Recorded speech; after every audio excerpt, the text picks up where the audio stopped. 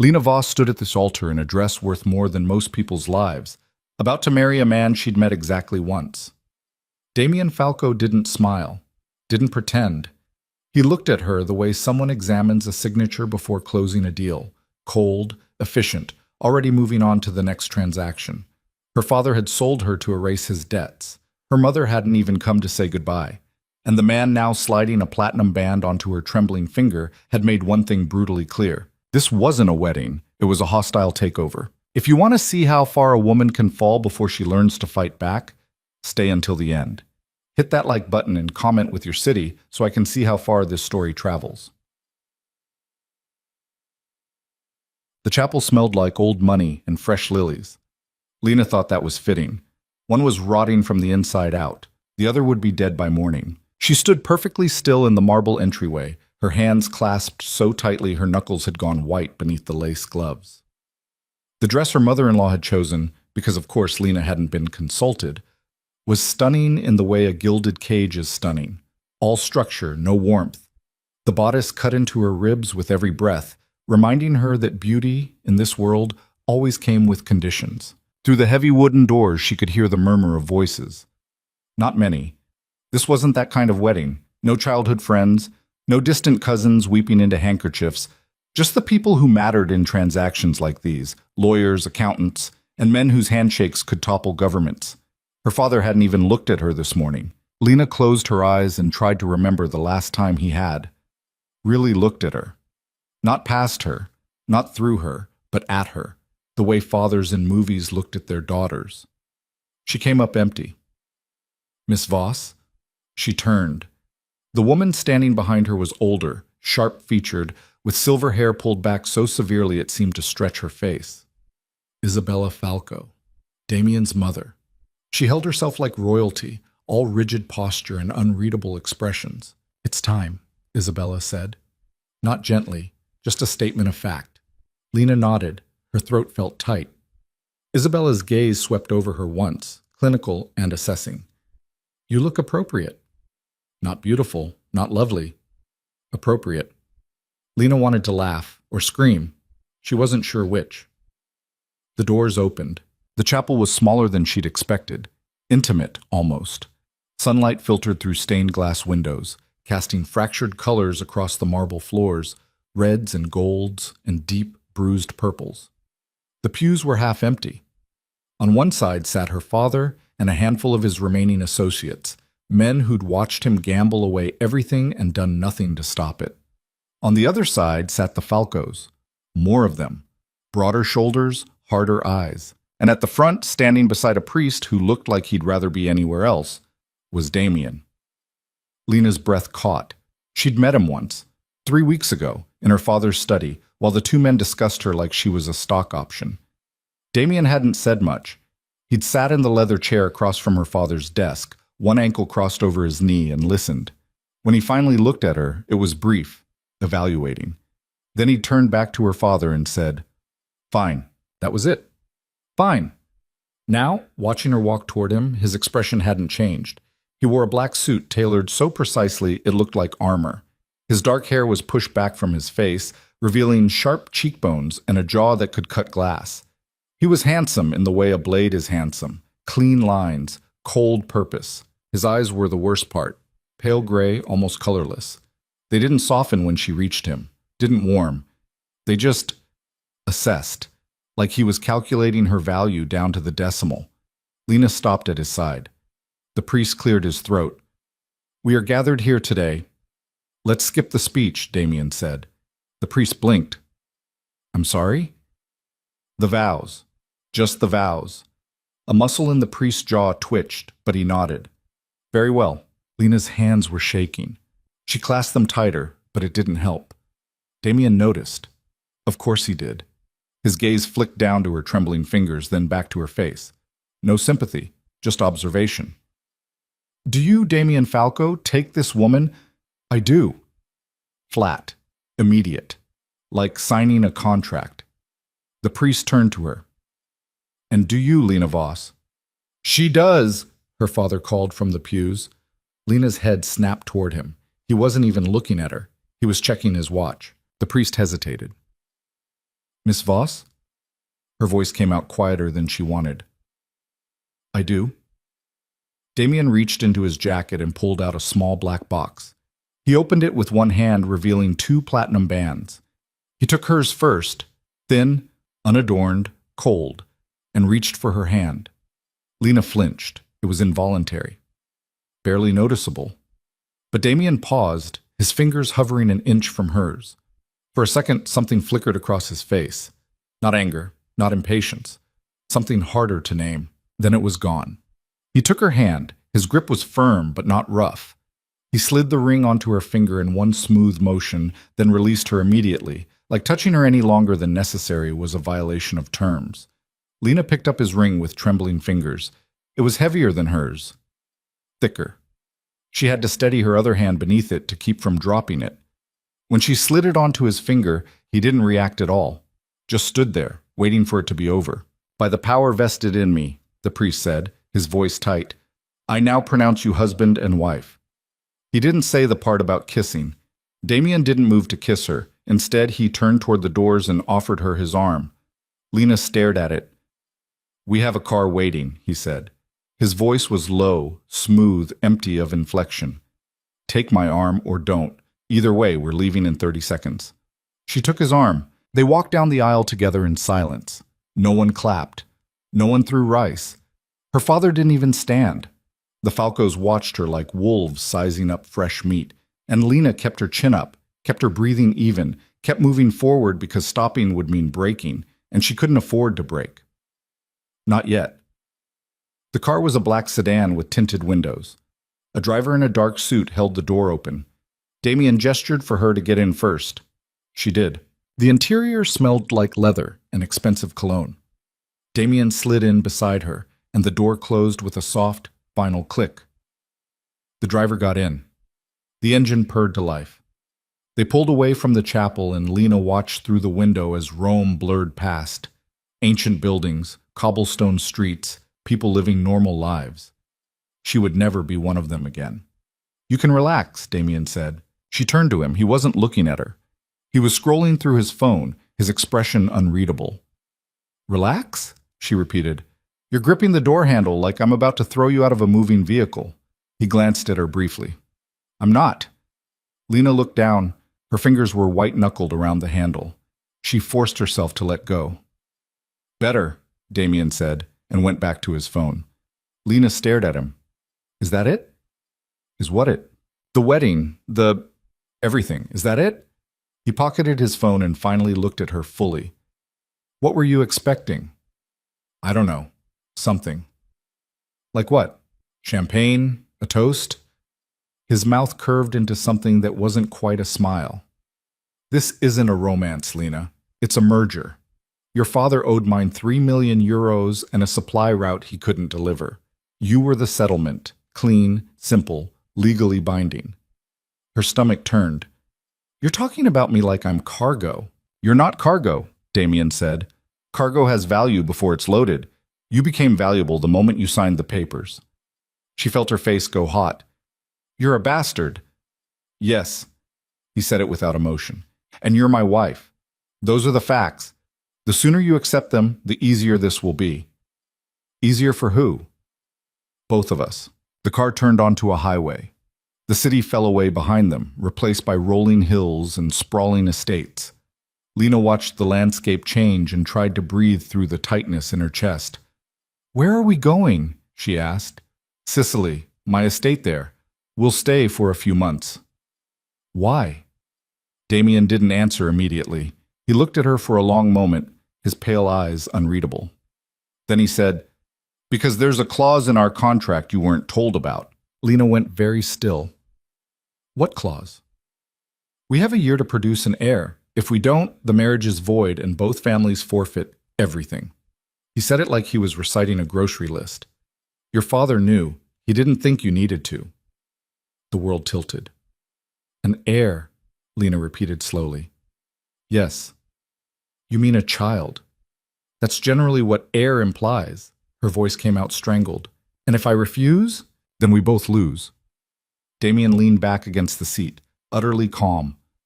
Your father loses what's left of his assets. My family loses the route we bought you for. You lose your name, your standing, whatever pathetic safety net you think you still have. I lose, well, less than you, but enough to be inconvenient. Lena's hands curled into fists in her lap. This is insane. This is business. This is my life. It was your life, Damien corrected. Now it's ours. And we both have obligations. She wanted to scream, to throw open the door and run, even though they were going 80 on a highway, and it would kill her. Anything felt better than sitting in this pristine cage next to a man who spoke about her body like it was company property. But she didn't scream, didn't run, because somewhere beneath the shock and the rage and the crushing weight of everything she'd just lost, a colder, sharper part of her was waking up. If this was a game, she wouldn't play it on her knees. What happens after the year? She asked quietly. Damien glanced at her, something shifting in his expression. Surprise, maybe. Or respect. Hard to tell. If we fulfill the terms, the contract converts to a standard marriage. You stay. We raise the child. You become part of the family. And if I want out after the year, then you leave. With nothing. Nothing? Nothing, Damien repeated. No money, no name, no protection. You walk away exactly as valuable as you were the day your father sold you. He tilted his head slightly. Which is to say, not at all. Lena looked out the window. The hills were greener now, dotted with olive trees and vineyards. Beautiful, in a distant sort of way, like a postcard from someone else's life. Understood, she said. Good. They didn't speak for the rest of the drive. The estate was massive. Lena had grown up in privilege. Her father's house in Florence had been old money, all marble staircases and inherited paintings. But this was different. This was power, the kind that didn't need to announce itself because everyone already knew. The main house sat on a hill overlooking the sea, surrounded by gardens that looked like they'd been designed by someone who thought nature was a rough draft. Stone pathways wound through manicured hedges. Fountains trickled. Somewhere in the distance, Lena could hear the ocean. The driver opened her door. She stepped out, and the heat hit her immediately, dry, Mediterranean, unforgiving. Damien was already walking toward the house. Keep up, he said without looking back. Lena followed. Inside, the house was cool and shadowed. High ceilings, tiled floors, furniture that looked expensive and uncomfortable. A woman in a black dress appeared from a side hallway, her hands folded in front of her. This is Maria, Damien said. She manages the house. If you need anything, ask her. Maria nodded politely. Welcome, Mrs. Falco. The name hit Lena like a slap. Mrs. Falco. Not Lena. Not even Miss Voss. Just a title. A role. Thank you, Lena managed. Damien was already moving again, heading for a staircase that curved up toward the second floor. Your room is upstairs, third door on the left. Dinner is at 8. Don't be late. Wait, Lena called. Where's your room? He paused at the base of the stairs and looked back at her. End of the hall. We're not... She stopped herself. Sharing? Damien finished. No, not unless it's necessary. Necessary. For the terms of this contract. His expression didn't change. When the time comes, I'll let you know. He turned and walked upstairs without waiting for a response. Lena stood in the foyer, alone except for Maria, who was watching her with quiet sympathy. Would you like me to show you to your room, Mrs. Falco? Maria asked gently. Lena nodded. She didn't trust her voice. The room was beautiful. That was the worst part. Soft cream walls, a 4-poster bed with linen so white it almost hurt to look at. French doors that opened onto a balcony overlooking the gardens and the sea beyond. Fresh flowers on the dresser. A closet already filled with clothes. Her size, her style, all chosen by someone who'd never met her. Lena walked to the balcony and stepped outside. The air smelled like salt and lavender. The sun was starting to sink toward the horizon, painting the sky in shades of gold and pink. It was perfect, and she hated every inch of it. She gripped the balcony railing and tried to breathe, tried not to think about her father's face when he'd handed her over, tried not to think about Damien's cold, clinical voice, tried not to think about the word air and what it meant and what it would cost her. A knock at the door startled her. Yes? She called. Maria's voice came through the wood. Dinner in 1 hour, Mrs. Falco. Thank you. Footsteps retreated down the hall. Lena looked down at herself. The wedding dress was still on. She hadn't even thought to take it off. She reached behind her back, fumbling with the tiny buttons. There were too many. Her fingers were shaking too hard. She gave up. Instead, she sank down onto the edge of the bed and stared at the ring on her finger. Thin, cold, a perfect fit. For the first time since the chapel, she let herself cry. Not loud, not dramatic, just quiet, exhausted tears that she wiped away with the back of her hand before they could stain the silk. When the hour was up, she washed her face, pulled herself together, and went downstairs. Barbasen. Dinner was served in a dining room that could have seated 20. There were only 2 place settings, one at each end of a long, polished table. Candles flickered between them, but they didn't make the room feel warm, just highlighted how far apart they were. Damien was already seated. He'd changed into a dark shirt, unbuttoned at the collar. He looked up when she entered, but didn't stand. Sit, he said. Lena sat. Maria brought the first course, some kind of seafood, delicate and artfully plated. Lena picked up her fork, put it down, picked it up again. If you're not hungry, don't eat, Damien said. He was cutting into his fish with surgical precision. But you should. You look like you're about to faint. I'm fine. You're not. He glanced at her. But I'm not going to force you. They ate in silence. Or rather, he ate. Lena pushed food around her plate and tried to figure out how she'd ended up here. Every decision her father had made, every risk he'd taken, every stupid, selfish gamble, and she was the one paying for it. You're angry, Damien said. Lena looked up. Wouldn't you be? Probably. Then why do you sound so calm? Because anger without strategy is just noise. He set down his fork and leaned back in his chair, studying her. What do you want, Lena? What? It's a simple question. What do you want? She stared at him. I want to go home. You don't have one anymore. Then I want out of this. You can't have that either. He tilted his head slightly. So what do you actually want? Something attainable? Lena's throat tightened. I don't know. Then figure it out. Damien stood, dropping his napkin onto the table. Because if you spend the next year sulking, it's going to be a very long year for both of us. He walked out. Lena sat alone at the table, staring at the empty chair where he'd been. Then she stood, smoothed her dress, and went back to her room. The first week passed in a haze. Lena learned the rhythms of the house. Breakfast at 7, lunch at 1, dinner at 8. Damien was gone most of the day. Meetings, phone calls, things he didn't explain and she didn't ask about. When he was there, he was polite, distant. He asked if she needed anything. She always said no. At night, she lay awake in her perfect room and stared at the ceiling, listening to the sound of the ocean and wondering if this was what the rest of her life would feel like. Hollow, controlled, a series of beautiful rooms she'd never chosen. On the 8th day, she went looking for him. She found him in his study, a room on the ground floor with walls lined with books and a desk covered in papers. He was on the phone, speaking rapid Italian. When he saw her in the doorway, he held up one finger, wait, and finished the call. Problem? He asked when he hung up. I want to talk. About? The contract. Damien leaned back in his chair. What about it? The timeline. The terms. Lena stepped into the room, closing the door behind her. If we're going to do this, I want to understand exactly what's expected. I already explained. No, she interrupted. You told me the consequences. I want to know the specifics. Something flickered in his eyes. Interest, maybe. Go on. When does the clock start? The 1-year deadline. It started the day we signed. So we have 11 months left. Roughly. Lena crossed her arms. And during that time, what exactly is required of me? To conceive and carry a child. That's it?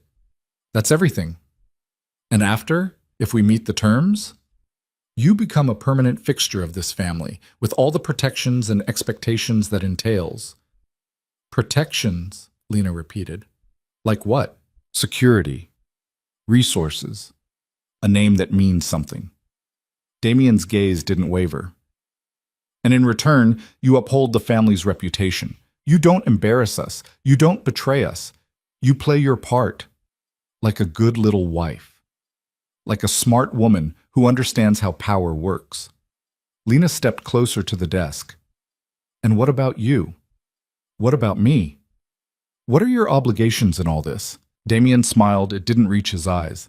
To provide, to protect, to ensure the family's interests are maintained.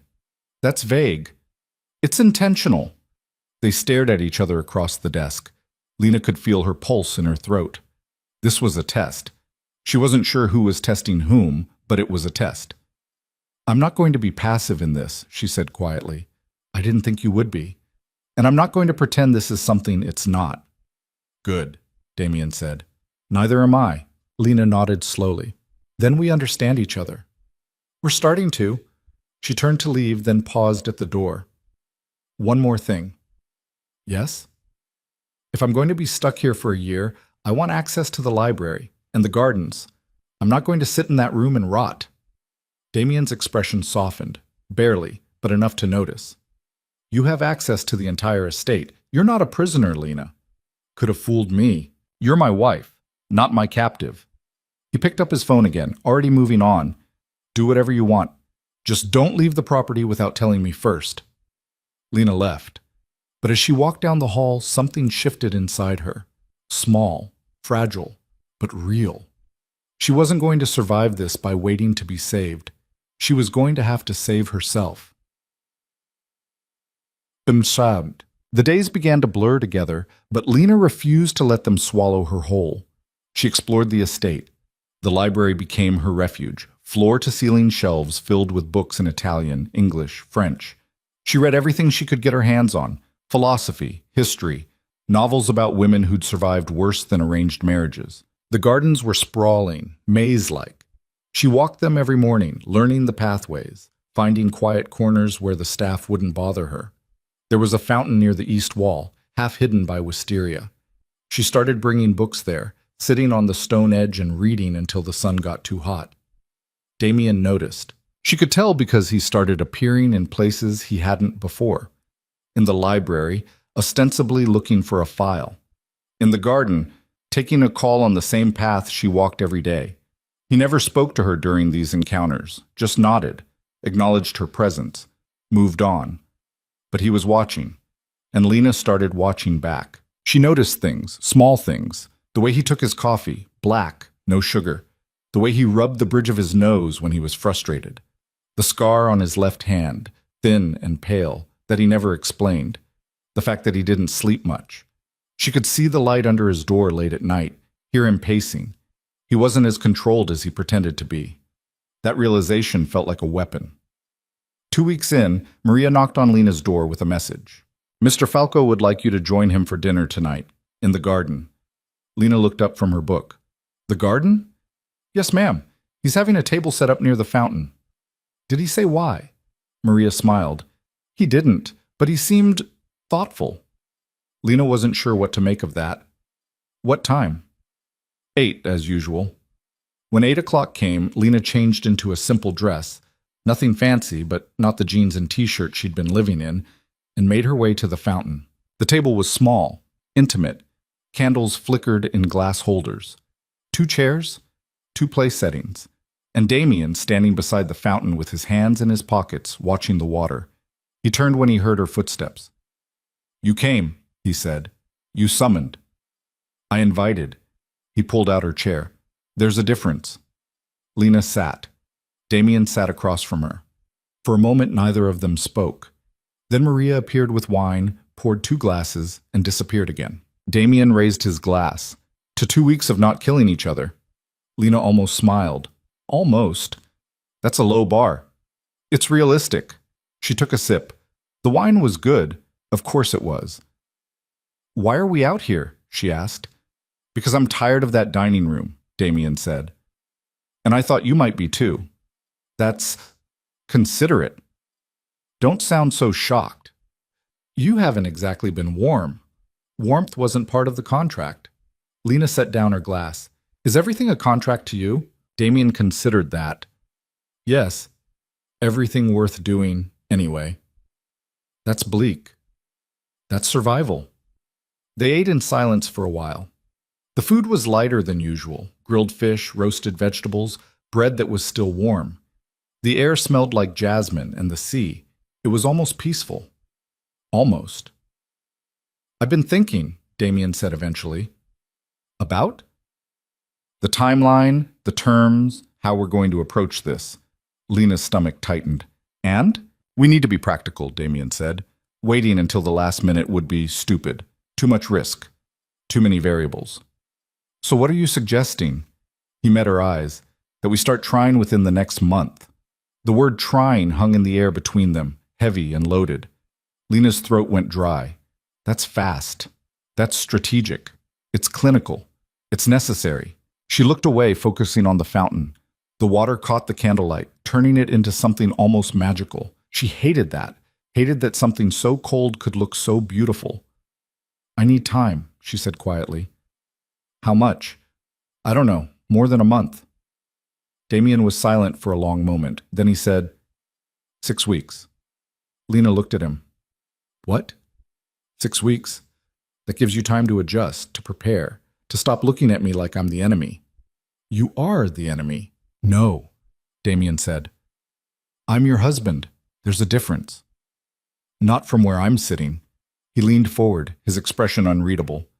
"Lena, I'm not going to force you. I'm not going to hurt you. But we both signed this contract and we both have obligations. I'm trying to meet you halfway." "Halfway?" Lena repeated. "You call this halfway? What would you call it?" She didn't have an answer for that. Damien sat back. 6 weeks. Think about it. Then he stood, dropped his napkin on the table, and walked back toward the house. Lena sat alone by the fountain, staring at the candles as they burned down to nothing. That night, Lena couldn't sleep. She lay in bed, staring at the ceiling, replaying the conversation over and over. 6 weeks. Strategic. Necessary. She hated how reasonable he made it sound, but more than that, she hated that part of her understood. Because he was right. Waiting until the last minute was reckless.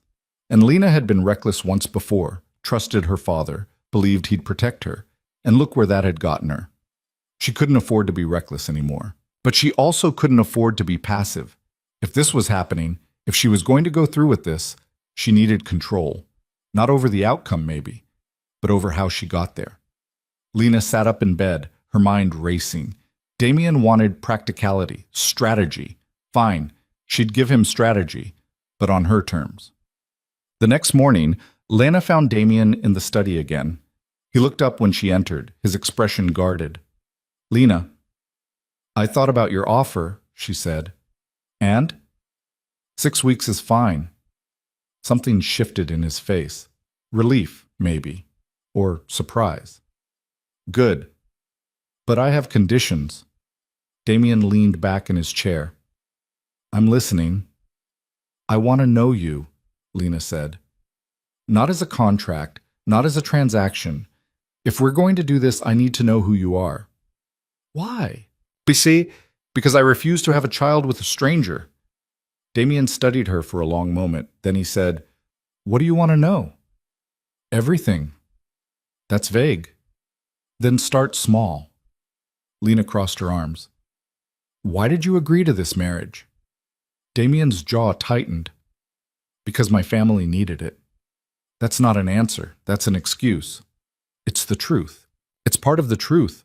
Lena stepped closer. "You could have said no. You have power, resources. You didn't need me specifically. So why did you say yes?" Damien stood, and for the first time Lena saw something crack in his carefully controlled exterior. Anger, frustration, something raw. "Because I don't get to say no," he said quietly. "None of us do. Not in this family. You think I wanted this?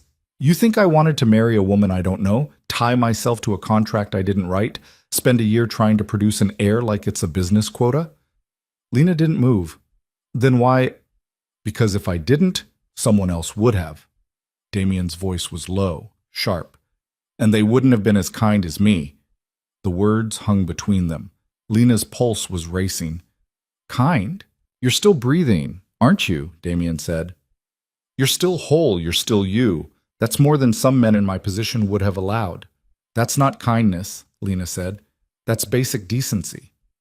In my world, they're the same thing. They stared at each other. And for the first time, Lena saw him. Not the cold, controlled businessman, not the Mafia prince. Just a man who was as trapped as she was. It didn't make her forgive him, but it made her understand him. 6 weeks, she said quietly. Damien nodded. 6 weeks. Lena turned to leave, but before she reached the door, she looked back. One more thing, she said. Yes? If we're going to do this, I'm not going to pretend to be in love with you, and I'm not going to let you pretend with me. No lies, no games, just honesty. Damien's expression softened, just barely. Agreed. Lena left the study, and as she walked down the hall, she realized something. She'd just taken her first real step, not toward him, toward herself. The 6 weeks stretched out like a sentence Lena couldn't appeal.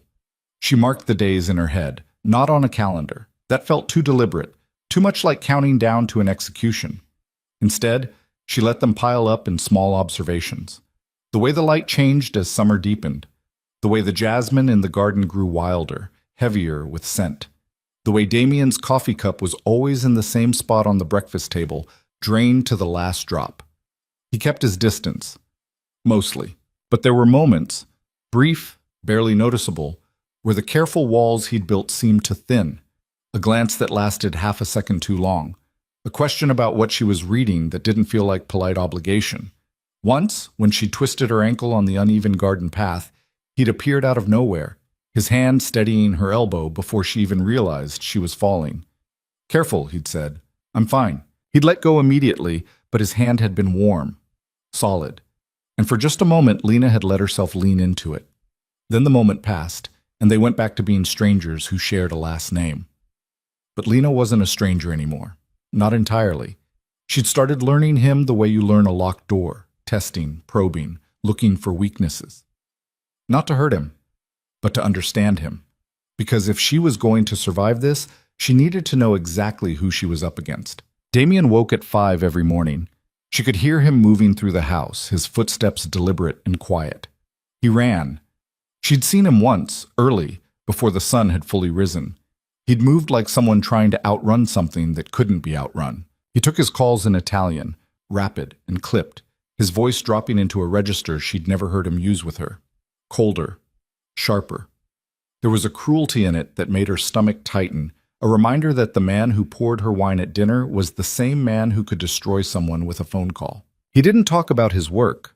Not directly, but she pieced it together from fragments, shipping routes, border disputes, names spoken in hushed tones that made Maria cross herself when she overheard them. And he was tired.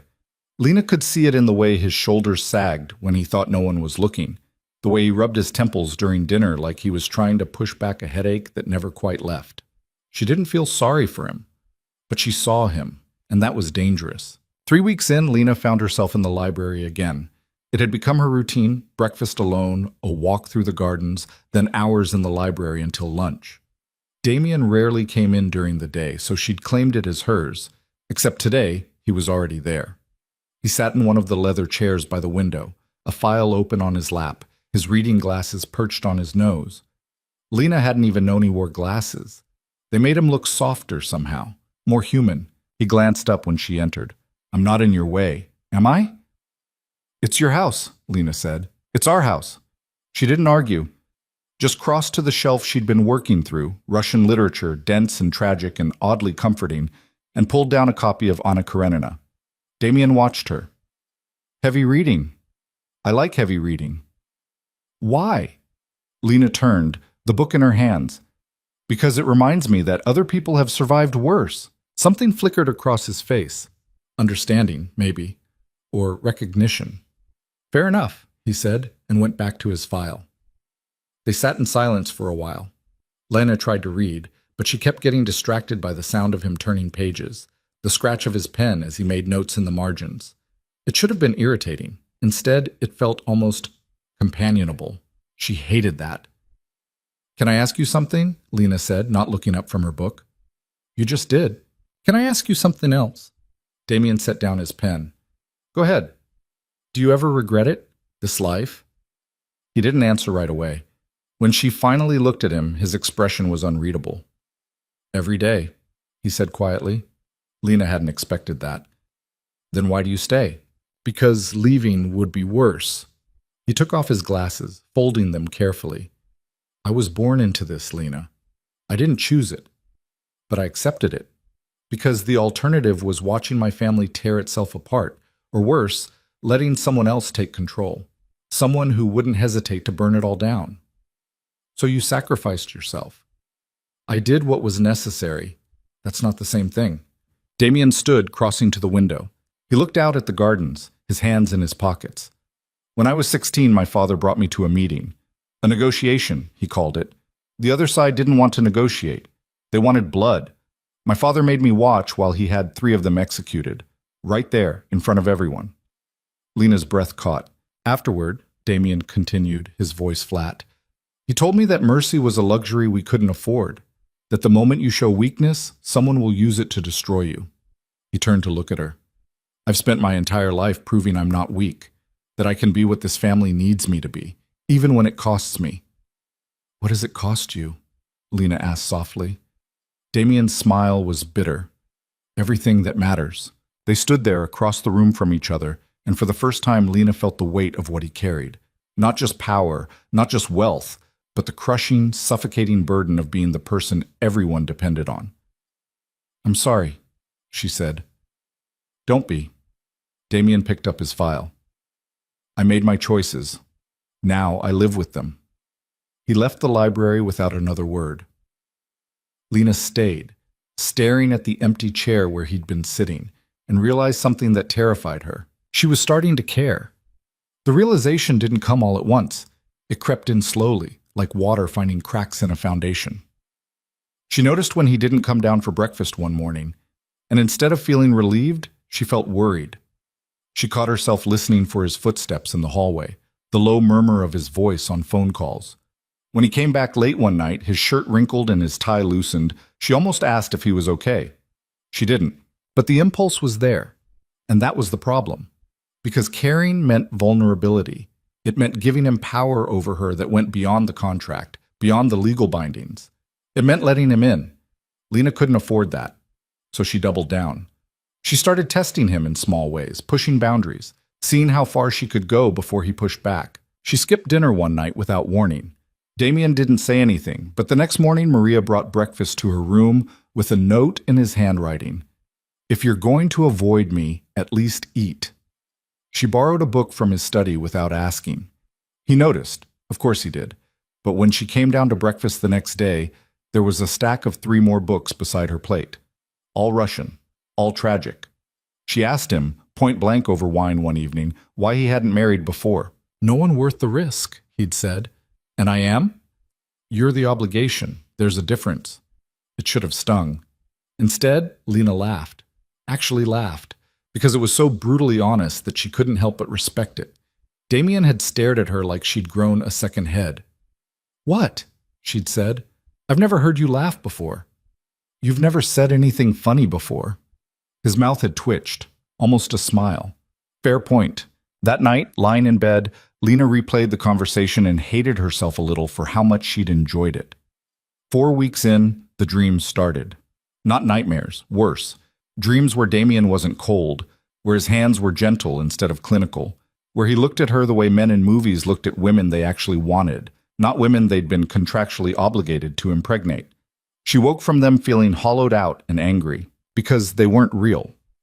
They were her mind playing tricks on her, filling in gaps with fantasies that had no place in her reality. Damien didn't want her. He wanted an heir, a solution to a problem, and she needed to remember that. But her body didn't care about logic. It noticed the way his shirt stretched across his shoulders when he reached for something on a high shelf. The faint scent of his cologne, cedar and something sharper, that lingered in the hallway after he passed. The way his voice dropped an octave when he was on the phone late at night, rough with exhaustion. She hated her body for noticing, and she hated herself for not hating it enough. One evening, 5 weeks in, Damien knocked on her door. Lena opened it, surprised. He'd never come to her room before. Can I come in? He asked. She stepped aside. He walked to the balcony doors, looking out at the darkening sky. He was still in his work clothes, dress pants, white shirt with the sleeves rolled up. He looked tired. "We need to talk," he said. Lena's stomach dropped. "About?" "The timeline." Right, the timeline. The thing she'd been successfully not thinking about for the past few days. "What about it?" she asked, keeping her voice steady. Damien turned to face her. "We're running out of time. 1 week left." "I know. Are you ready?" The question was simple. The answer wasn't. Was she ready to let him touch her? To give up the last piece of herself she had control over? To cross a line that couldn't be uncrossed? No, but she didn't have a choice. "I'll be ready," Lena said. Damien studied her face. "That's not what I asked." "It's the only answer that matters." He crossed the room, stopping a few feet away from her, close enough that she could see the faint scar on his jawline, the darker flecks in his gray eyes, close enough that she had to tilt her head back to meet his gaze. "I don't want to force this," he said quietly. "You're not forcing me. The contract is." "That's semantics. That's reality." Damien's jaw tightened. "Lena." "Don't," she interrupted. "Don't try to make this something it's not. We both know what this is. A transaction. An obligation. You said it yourself. No illusions. I also said I wouldn't hurt you. Then don't make this harder than it needs to be." Lena stepped back, putting distance between them. 1 week. I'll be ready. That's all you need to know." For a moment, Damien looked like he wanted to argue. Then something in his expression shifted, closed off, locked down. The walls went back up. "Fine," he said. 1 week. He left. Lena stood alone in her room, her heart pounding, and wondered why doing the right thing felt so much like losing. The final week was the longest of Lena's life. Every conversation felt weighted. Every glance felt loaded. She caught herself watching him more than she should, cataloging details she had no business noticing. The way he drank his coffee in 3 long sips, like he was medicating. The way he listened when she talked, his full attention focused on her in a way that made her feel seen and exposed all at once. He was careful with her, too careful, like she was something fragile that might shatter if he moved too quickly. Lena hated it, because she wasn't fragile. She was angry and trapped and doing her best to survive, but she wasn't breakable, and treating her like she was only made everything worse. 2 days before the deadline, she found him in the study again. "We need to stop dancing around this," Lena said without preamble. Damien looked up from his laptop. "Excuse me?" "You've been avoiding me for 3 days." "I've been working." "You've been hiding." Lena crossed her arms. "If we're going to do this, we need to actually do it, not tiptoe around each other like we're afraid of breaking something." Damien closed his laptop slowly. "What are you suggesting?" "I'm suggesting we have dinner together tonight. Not at opposite ends of a table. Actually together. And we talk. Like 2 people who are about to—" She stopped, the words catching in her throat. "Sleep together?" Damien finished. "Yes." He stood rounding the desk. "You want to have a conversation about it?" "I want to stop pretending it's not happening." Damien studied her for a long moment. Then he nodded. "Tonight, 7 o'clock. The terrace." "Fine." "And Lena?" "What?" "No running away this time." She met his eyes. "I'm not the one who runs." His smile was faint, almost sad. "Yes, you are. You just do it standing still." The words hit harder than they should have, because he was right. Lena had been running since the day she arrived. Not physically, but emotionally, keeping him at arm's length, refusing to let herself feel anything that might make this real, because if it became real, it would hurt, and she'd already been hurt enough. At 7 o'clock, Lena walked out onto the terrace. Damien was already there, standing by the railing with a glass of wine in his hand. The sun was setting behind him, painting the sky in shades of orange and deep purple. He changed into dark jeans and a simple black shirt, the sleeves rolled up, casual, almost normal. He turned when he heard her footsteps. "You came," he said. "You sound surprised." "I wasn't sure you would." Lena walked to the small table he'd set up. 2 chairs, 2 glasses, a bottle of wine already open. No candles this time, just the fading daylight. She sat, Damien poured her wine and sat across from her. For a moment, neither of them spoke. Then Damien said, I don't know how to do this. Lena looked at him. Do what? This. Be a husband. Be gentle. He set down his glass. I've spent my entire life learning how to be hard, how to make decisions that hurt people and not flinch, how to compartmentalize. But with you, he stopped, his jaw working. I don't know how to be what you need. Lena's throat tightened. What do you think I need? Someone who isn't me. The honesty of it nearly broke her. You're wrong, she said quietly. Damien looked at her, surprise flickering across his face. I don't need someone soft, Lena continued. I don't need someone who's going to pretend this is a fairy tale. I need someone who's going to be honest with me, even when it's hard, especially when it's hard. She leaned forward. You've been more honest with me than anyone in my entire life, including my own father. So don't tell me you're not what I need. Damien stared at her. Lena, I'm scared, she admitted. I'm terrified, actually, of all of this, of losing myself in this, of becoming someone I don't recognize. But I'm not scared of you. You should be. Why? Because you're dangerous? Lena shook her head. Everyone's dangerous. My father sold me to pay off a debt. Your mother looked at me like I was livestock. The priest married us without even asking if I wanted this. You're not special just because you're honest about what you are. Damien let out a breath that might have been a laugh. You really don't pull your punches, do you? Not anymore. He picked up his wine glass, turning it slowly in his hands. What changed? What do you mean? 3 weeks ago, you could barely look at me. Now you're sitting here telling me you're not afraid. What changed? Lena considered lying. It would be easier, safer. But she'd promised him honesty. I started seeing you, she said. Not the contract, not the obligation. You. And I realized that you're just as trapped as I am. Maybe more. Because at least I know what I lost. You've never had anything to lose in the first place. Damien's expression went very still. I'm not saying I forgive you, Lena continued, or that I'm okay with any of this. But I understand now. Why you did it. Why you are the way you are. And understanding doesn't fix anything, but it makes it bearable. Damien set down his glass and stood. For a moment, Lena thought he was leaving. Instead, he walked to the railing, his back to her. My father used to say that feelings were a liability, he said quietly. That the moment you care about something, you give your enemies a target. So I learned not to care. About anything. Anyone. He turned to look at her, and then you showed up, and I can't... He stopped, his hands gripping the railing. I can't stop caring, and I don't know what to do with that. Lena's heart was pounding so hard she could hear it in her ears. She stood slowly, crossing to where he stood. She stopped a foot away, close enough to touch him if she wanted to.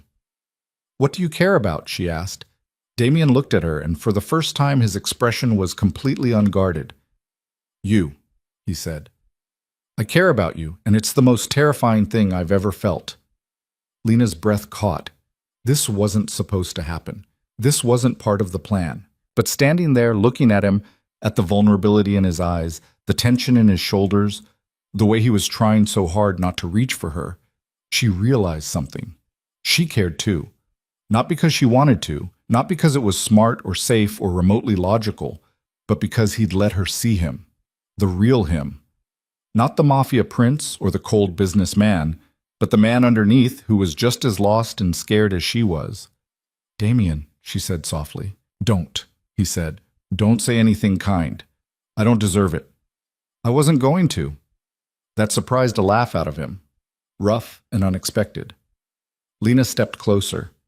Close enough that she could smell the cedar of his cologne, feel the warmth radiating from his skin. I'm not going to pretend this is love, she said, because it's not. Not yet. Maybe not ever. But it's something, and I think that's enough. Damien's hand came up slowly, hesitantly, and brushed a strand of hair from her face. His fingers were warm against her cheek. What is it? He asked quietly. If it's not love. Lena considered the question. Possibility. His thumb traced her jawline, gentle and uncertain.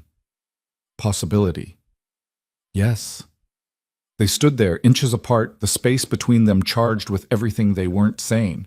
Then Damien leaned down and kissed her. It wasn't like the movies. It wasn't dramatic or sweeping or perfectly choreographed. It was hesitant, questioning, his lips barely brushing hers, giving her every opportunity to pull away. Lena didn't pull away. She kissed him back, slowly at first, testing, learning the shape of him, the taste of wine on his lips, the way his breath hitched when her hand came up to rest against his chest. Then something shifted. Damien's hand slid into her hair, tilting her head back. The kiss deepened, grew hungrier. Lena's fingers curled into his shirt, pulling him closer, and he responded by wrapping his other arm around her waist, hauling her against him. It wasn't gentle anymore. It was desperate, raw, like they were both trying to prove something, to each other, to themselves. When they finally broke apart, both breathing hard, Damien rested his forehead against hers. "Stay with me tonight," he said. Not a command, a request. Lena's heart was racing. Damien, not for the contract, not for the air, just stay. She should say no, should walk away, should protect herself while she still could, but she'd spent the last 5 weeks protecting herself, and it hadn't made her any safer. "Okay," she whispered. Damien pulled back just enough to look at her, his eyes searching hers. "You're sure?" "No, but I'm doing it anyway." He smiled, a real smile, not the careful half smiles he usually gave her. "That's the most honest thing you've ever said to me. Get used to it." He kissed her again, slower this time, and took her hand. They walked back into the house together, through the quiet hallways, past the closed doors and darkened rooms. When they reached his door, Damien paused. "Last chance to change your mind," he said. Lena squeezed his hand. "Open the door." He did. The room was darker than hers, more masculine. Heavy furniture, dark wood, a bed that looked like it had never been slept in by more than one person. Damien closed the door behind them and turned to face her. For a moment they just stood there, looking at each other. Then Lena stepped forward and kissed him. What happened next wasn't perfect. It was fumbling and uncertain and vulnerable in ways that left them both exposed. There were moments of hesitation, whispered questions, hands that shook, but it was real. And when Lena finally fell asleep in Damien's arms, the sun just starting to creep over the horizon, she felt something she hadn't felt in months. Safe. She woke alone. The bed beside her was empty, the sheets cool. Lena sat up, disoriented, and looked around the unfamiliar room. Damien's room. Right. She found her dress draped over a chair, her shoes placed neatly beside it. Considerate. That was new? She dressed quickly, her mind racing. What happened now? Did they talk about it? Pretend it didn't happen? Act like everything had changed or like nothing had? She didn't know the rules for this. When she opened the door, Maria was in the hallway with fresh linens. "Good morning, Mrs. Falco," Maria said warmly. "Mr. Falco asked me to let you know he's in the study when you're ready." "Thank you." Lena found him exactly where Maria said he'd be, sitting at his desk with a coffee in hand and his laptop open. He looked up when she entered, and for a moment his expression was unreadable. Then he stood. "How are you?" he asked. "Fine." Lena closed the door behind her. "You left. I had a call at 6. I didn't want to wake you." "Oh." They stood there, awkward and uncertain, and Lena hated it. "Are we going to talk about last night?" she asked. Damien's jaw tightened. "Do you want to?" "I don't know. Do you?" "Lena, don't do that," she interrupted. "Don't go back to being careful with me. Not after—" She stopped, her throat tight. Damien crossed to her, his expression serious. "Last night wasn't about the contract." "I know. I need you to understand that. What happened between us, it wasn't obligation. It wasn't strategy. It was real," Lena finished. "Yes." She looked up at him, at the sincerity in his eyes, and felt something crack open in her chest. "So what happens now?" she asked quietly. Damien's hand came up to cup her face. "I don't know, but I want to find out." Lena leaned into his touch, just for a moment, letting herself have this. Then she stepped back. "I need time," she said, "to figure out what this is, what we are. Take all the time you need, even if it's messy." "Especially if it's messy," Lena nodded.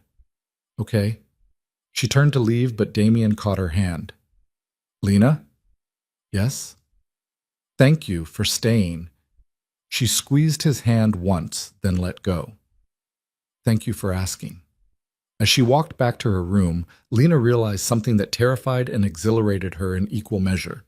The game had changed, and she had no idea who was winning anymore. The days that followed didn't get easier, they got complicated. Lena had expected clarity after that night, some kind of shift that would make everything make sense. Instead, she got confusion wrapped in layers of want and fear, and something she refused to name. Damien was different. Not dramatically. He didn't suddenly become warm or affectionate or anything close to what normal husbands probably were. But there were changes. Small ones. The kind you'd miss if you weren't paying attention. He started joining her for breakfast. Not every morning, but enough that she began setting out 2 cups instead of 1. He'd sit across from her with his laptop and his coffee, working in silence while she read, and somehow the quiet felt less lonely than it had before. He asked about her day. Actually asked, not just the polite "how are you" that people said without listening to the answer. He wanted to know what she was reading, what she thought about it, if she'd found the section of the garden with the lemon trees yet. And he touched her, casually, a hand at the small of her back when they passed in the hallway, fingers brushing hers when he handed her a wine glass at dinner. Nothing demanding, nothing that required a response. Just small points of contact that reminded her he was there. Lena didn't know what to do with any of it, because this wasn't part of the plan. The plan had been simple. Survive the year, fulfill the contract, keep her heart locked up where it couldn't be used against her. But Damien was making that impossible, and the worst part was she didn't think he was doing it on purpose. He was just being himself, and herself was turning out to be far more dangerous than the cold, calculating businessman she'd married. A week after that night, Lena found herself in the garden again. It was late afternoon, the heat of the day finally breaking into something bearable. She'd brought a book but hadn't opened it. Instead, she sat by the fountain, watching the water and trying to untangle the mess in her head. You're thinking too hard. Lena looked up. Damien stood a few feet away, his jacket slung over his shoulder, his tie loosened. He looked tired, but not in the bone-deep way he usually did. Just normal tired. End of the day tired. How do you know I'm thinking? Lena asked. You get this line right here. He tapped the space between his eyebrows. Means you're either thinking or about to throw something at me. Maybe both. He smiled, actually smiled. Mind if I sit? Lena gestured to the space beside her on the fountain's edge. Damien sat, leaving a careful few inches between them. He stared at the water for a moment, then said, We need to talk. Lena's stomach tightened. That's never good. It's not bad, just necessary. He turned to face her. What happened between us? Damien, we don't have to dissect it. Yes, we do. His voice was firm, but not unkind. Because I don't want you thinking it was just about the contract, or that I'm using you. I don't think that. You do. I can see it. He ran a hand through his hair, frustrated. Every time I touch you, you tense up, like you're waiting for me to take something from you. Lena looked away. That's not true. Lena. Fine. Maybe it's a little true. She pulled her knees up, wrapping her arms around them. But can you blame me? A month ago, you made it very clear this was business. Now you're acting like... She stopped. Like what? Like you care. I do care. Why? The question came out sharper than she intended. Why now? What changed? Damien was quiet for a long moment. Then he said, You changed it. That night on the terrace, when you told me you weren't afraid of me. When you saw through all my bullshit and called me on it. That's when I realized I couldn't keep pretending this was just a contract. Because it stopped being one the moment you fought back. Lena's throat felt tight. I didn't fight back. I just stopped running. Same thing. He reached out slowly, giving her time to pull away, and took her hand. I know this is confusing. I know I'm confusing, but I'm trying, Lena. I'm trying to figure out how to do this without screwing it up. Do what? Be your husband, not because a piece of paper says I have to, because I want to. The words hung between them, raw and honest and terrifying. Lena looked down at their joined hands. His was larger, scarred across the knuckles, calloused in places hers weren't. But it was warm, solid, real. I don't know how to trust this, she admitted quietly. Then don't. Not yet. Damien squeezed her hand gently. Just give me a chance to earn it. Lena met his eyes. The pale gray that had seemed so cold that first day now looked almost soft in the fading light. Vulnerable, even. Okay, she said, but I need you to be honest with me. About everything. No more secrets. No more secrets, Damien agreed. Starting now. He raised an eyebrow. What do you want to know? Why you really agreed to this marriage, not the family obligation answer, the real reason. Damien exhaled slowly. Because I was tired. Of what? Being alone. He said it simply, like it was the most obvious thing in the world. I've spent my entire life surrounded by people, and I've never felt more isolated. My father taught me that relationships were leverage. My mother taught me that love was weakness, and I believed them. Until I realized that the only thing worse than being vulnerable is being completely empty. Lena's chest ached. So you thought a contract marriage would fix that? No, I thought it would be another obligation I could manage, another role I could play. He looked at her. I didn't expect you to be real. I'm always real. Exactly. That's the problem. His mouth curved into something that wasn't quite a smile. You don't perform, you don't calculate every word before you say it. You just exist, and you expect me to do the same. And I don't know how to do that. Then learn, Lena said. With me. Damien's expression shifted. Surprise, maybe, or something deeper. Hope, possibly. He lifted their joined hands and pressed a kiss to her knuckles. Quick, gentle. Deal, he said. They sat there as the sun set, hands linked, and for the first time since this whole nightmare began, Lena felt like maybe she wasn't drowning anymore. Maybe she was learning to swim. But learning to swim didn't mean the water was safe. 2 weeks later, everything fell apart. It started with a phone call. Lena was in the library, curled up in her usual chair with a cup of tea and a novel she wasn't really reading. Damien had been in meetings all morning. She could hear his voice occasionally drifting down the hallway, speaking in rapid Italian that she still couldn't quite follow. Then the house went quiet. Too quiet. Lena set down her book and listened. No phone calls, no footsteps. Just an eerie, heavy silence that made the hair on the back of her neck stand up. She found Damien in his study, standing at the window with his back to the door. His phone was on the desk, screen dark. His hands were in his pockets, but she could see the tension in his shoulders. Damien? He didn't turn around. You should go back to the library. What happened? Nothing that concerns you. Lena stepped into the room. If it concerns you, it concerns me. That was the deal, remember? No secrets. This is different. How? Because it's dangerous. He finally turned to face her, and the look in his eyes made her stomach drop. Cold, distant. The walls were back up, higher than ever. And I need you to trust me when I say you're better off not knowing. Don't do that, Lena said. Don't shut me out. I'm protecting you. I don't need protection. I need honesty. Damien's jaw tightened. Fine. You want honesty? My cousin called. There's a problem with one of our shipments, the kind of problem that gets people killed if it's not handled correctly. I have to go to Milan tomorrow to fix it. You're staying here. For how long? I don't know. A few days? Maybe a week? Lena crossed her arms. And you were just going to leave without telling me? I was going to tell you tonight, after you'd already made all the decisions. Yes. He said it without apology. Because this is my world, Lena, not yours. And I'm not dragging you into it. I'm already in it. I became part of it the day we got married. The contract made you my wife. It didn't make you a criminal. The word hung in the air between them, sharp and ugly. Lena felt something cold settle in her chest. Is that what you are? A criminal? Damien's expression didn't change. You knew what my family was when you signed the papers. I knew you had money. I knew you had power. I didn't know the details. And you don't need to. He moved toward the door. I'm leaving at 6 tomorrow morning. Maria will make sure you have everything you need while I'm gone. Damien, this conversation is over. He walked out. Lena stood in the empty study, shaking with a mix of anger and fear and something that felt dangerously close to hurt. Because he was right. She had known, on some level, what she was marrying into. Her father's debts hadn't been to a bank. They'd been to people who operated outside the law, who solved problems with violence and intimidation. But knowing it in the abstract was different from seeing it in Damien's eyes.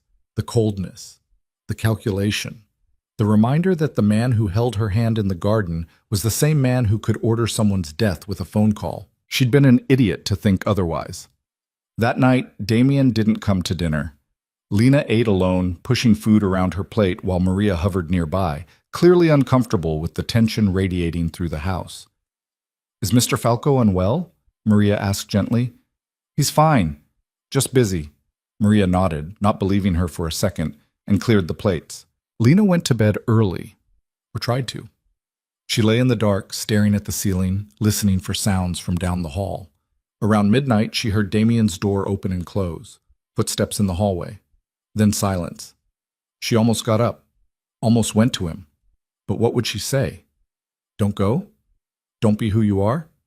Don't remind me that this was never real? So she stayed in bed and tried to sleep. She woke to the sound of a car engine. Lena stumbled to the window in time to see the black sedan pulling away from the house, Damien in the back seat. He didn't look up, didn't hesitate, just left. And Lena stood there, watching him disappear, and hated herself for caring. The first day without him was fine. Lena kept busy. She read. She walked the gardens. She pretended everything was normal. The second day was harder. The house felt too big, too empty. Every room reminded her of him. The study where he worked. The dining room where they'd started having actual conversations. The terrace where he'd kissed her for the first time. By the third day, she was furious. Not at him for leaving, at herself for missing him. Because this was exactly what she'd been afraid of. Getting attached, letting him in, building something fragile, and then watching it shatter the moment reality intruded. She'd been so careful, so strategic. She'd planned everything. How to make him notice her, how to make him want her, how to ensure she had some kind of power in this arrangement. But she'd made one critical mistake. She'd forgotten that the plan was supposed to protect her heart. On the fourth day, Damien called. Lena almost didn't answer, but curiosity won out over pride. "Hello? It's me." His voice sounded rough, tired. "How are you?" "Fine." "Lena, is there a reason you called?" She kept her voice cool, detached. "Or did you just want to check that I'm still here?" There was a pause. Then Damien said, "I called to apologize." That surprised her. "For what?" "For leaving the way I did. For shutting you out." He exhaled. "You were right. We made a deal, no secrets, and I broke it." "Yes, you did. I was trying to protect you." "I know, but I don't need protection from the truth. I need you to trust me with it." Another pause. Longer this time. "The shipment," Damien said finally, "contained weapons, high-grade military equipment that was supposed to go to a buyer in Eastern Europe, except the buyer backed out at the last minute, and now we have a warehouse full of illegal arms that customs is already sniffing around." Lena's breath caught. "What are you going to do? Find another buyer? Or move it somewhere safer? Or destroy it? I'm still figuring it out." "Is it dangerous?" "Everything I do is dangerous." "You know what I mean." "Yes," Damien admitted. "It's dangerous. If this goes wrong, people will die, possibly including me." Fear shot through her, cold and sharp. "Then don't do it." "It's not that simple." "Why not? Just walk away? Let someone else handle it."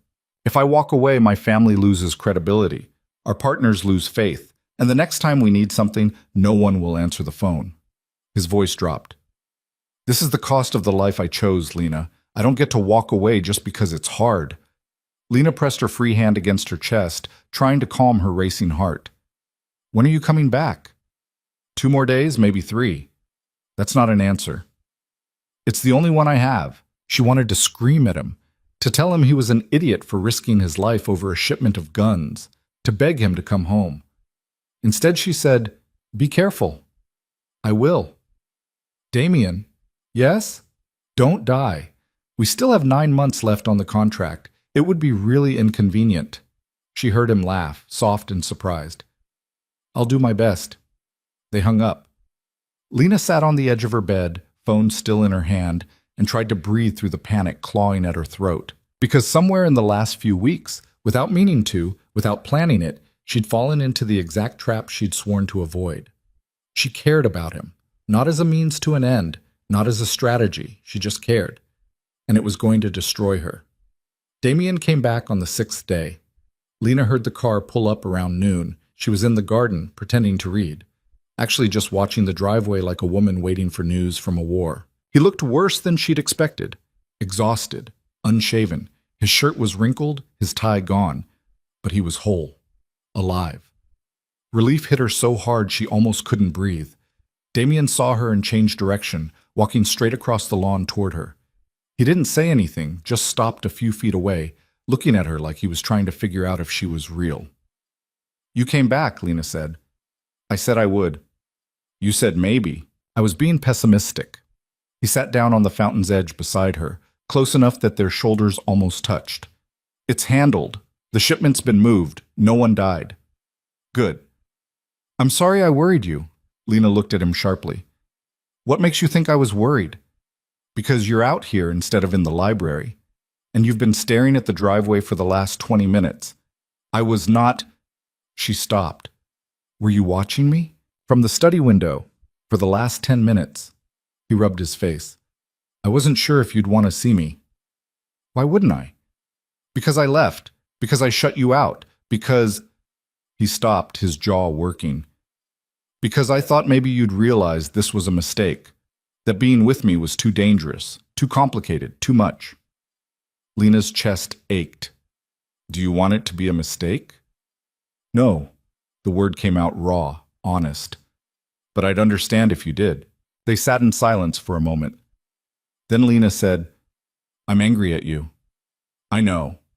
"Not for leaving, for making me care." Damien looked at her. "I didn't mean to." "I know, that's why I'm angry." She finally turned to face him. "I had a plan, Damien. Keep my distance, fulfill the contract, protect myself, and you ruined it." "How?" "By being honest. By letting me see you. By making me believe this could be more than just business." Her voice cracked slightly. "And then you left. And I spent 6 days terrified that you weren't coming back. And I hated myself for it, because I wasn't supposed to care this much." Damien's hand found hers. "I'm sorry." "Don't apologize. It's not your fault I'm an idiot." "You're not an idiot." He squeezed her hand. "You're brave. Braver than I've ever been." "How do you figure that?" "Because you're willing to feel things. To risk getting hurt. I've spent my whole life avoiding that." He brought her hand to his lips, pressing a kiss to her palm. "And then you showed up and made me want things I didn't know I was allowed to want." Lena's throat tightened. "Like what?" "Like a real marriage, a real partner. Someone who sees me, all of me, and doesn't run." His eyes met hers. "Like you." The confession hung between them, vulnerable and terrifying. Lena should pull away. Should protect herself while she still could. Should remember that this man was dangerous, that his world was violent, that loving him could cost her everything. But she didn't. Instead, she leaned forward and kissed him. It wasn't gentle. It was desperate, angry, full of all the fear and frustration and feelings she'd been holding back for 6 days. Damien responded immediately, his hand sliding into her hair, pulling her closer. The kiss deepened, turned urgent, and Lena felt something break open inside her, something she'd been keeping locked and carefully guarded.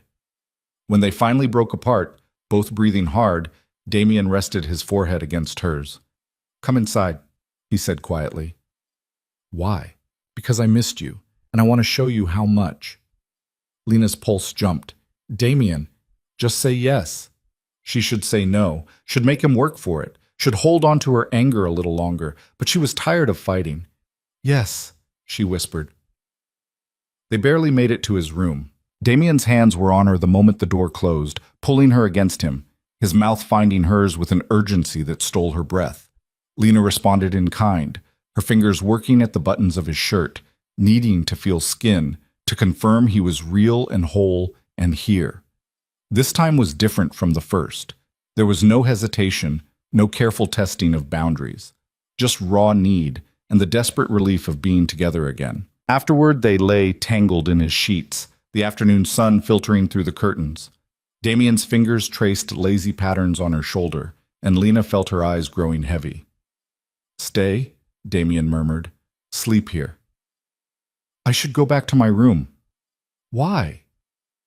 "Because—" She trailed off, not having a good answer.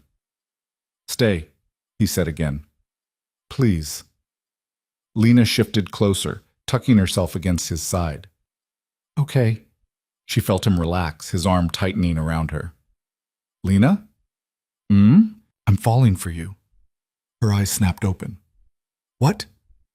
"I'm falling for you," Damien repeated, his voice quiet but certain. "I know I'm not supposed to. I know it complicates everything. But I am, and I needed you to know." Lena's heart was pounding. She should say something, should tell him she felt the same way, but the words stuck in her throat, because saying them out loud would make it real. And making it real meant admitting that she'd already lost this game she'd been so careful to play. "You don't have to say it back," Damien said, sensing her struggle. "I just needed you to know." Lena pressed her face against his chest, feeling his heartbeat steady and strong beneath her cheek. "I'm scared," she admitted. "Of what?" "Of this. Of you. Of losing myself in something I never wanted in the first place." Damien's hand stroked her hair. "You won't lose yourself. I won't let you." "You can't promise that." "No, but I can promise I'll try." He pressed a kiss to the top of her head. "And that I'll be honest with you, even when it's hard." Lena closed her eyes. What if honest isn't enough? Then we figure out what is. Together. She wanted to believe him, wanted to trust that this could work, that they could build something real out of a contract that was never meant to hold anything genuine. But trust required faith, and Lena's faith had been broken too many times. Still, lying there in his arms, feeling safe in a way she hadn't felt in months, she let herself hope. Just a little. The next morning, Lena woke to find Damien already awake, propped up on one elbow, watching her. "That's creepy," she mumbled, her voice rough with sleep. "You talk in your sleep." "I do not." "You do. You were arguing with someone about bread." Lena groaned and pulled a pillow over her face. "I hate you." "No, you don't." He tugged the pillow away, grinning. "You're falling for me, I can tell. Arrogant. Observant." He kissed her forehead. "Come on, get up. I want to show you something." "Now?" "Yes, now." 20 minutes later, they were in his study. Damien unlocked a drawer in his desk and pulled out a small leather journal. "What is that?" Lena asked. "My father's." He handed it to her. "I found it after he died. It's complicated, but I think you should read it." Lena opened the journal carefully. The pages were filled with neat handwriting, all in Italian. She couldn't read most of it, but she recognized names, dates, numbers that looked like transactions. "Why are you showing me this?" she asked. "Because I want you to understand," Damien said. "Everything, where I come from, what this family is, what I'm trying to change." "Change? I'm not my father, Lena. I don't want to be. But I'm also not free to just walk away from everything he built." He sat on the edge of the desk. "I'm trying to transition the business into something legitimate, legal. It's slow and it's dangerous and there are people who don't want it to happen, but I'm trying." Lena set down the journal. "Why are you telling me this now?" "Because you deserve to know what you're really part of. Not the sanitized version. The truth." He met her eyes. "And because if we're going to do this, really do this, I need you to understand what you're signing up for." Lena's chest tightened. "And what am I signing up for?" "A life that's never going to be completely safe. A husband who has enemies. A family that operates in shades of gray." He paused. "But also a partner who will fight for you, protect you, choose you, every single day." The words settled over her, heavy with meaning. "I'm not asking you to decide right now," Damien continued. "I just need you to know what this is. What I am. Before we go any further." Lena looked at him, at the vulnerability in his expression, the hope he was trying to hide, the fear that she'd walk away. And she realized something. She'd already decided. Somewhere between these garden conversations and the honest confessions and the way he looked at her like she was the only real thing in his carefully constructed world, she'd made her choice. "I'm not going anywhere," she said quietly. Damien's expression cracked. Lena, I'm not saying it's easy, or that I'm not still scared, but I'm not leaving. She stepped closer to him. You asked me to give you a chance to earn my trust. Well, you're earning it, so stop waiting for me to run. He pulled her into his arms, holding her so tightly she could barely breathe. But she didn't pull away. Because for the first time in her life, Lena felt like she was exactly where she was supposed to be, even if it terrified her. 2 weeks later, they moved back to Milan. Lena had known it was coming. Damien had business to handle, meetings that couldn't be postponed any longer. But leaving the estate felt like leaving a cocoon, uncomfortable, but safe. Milan meant returning to reality, to his family, to the world that had traded her like currency. The Milan house was different, colder. All glass and steel and modern edges, perched in an expensive neighborhood where security cameras watched every corner.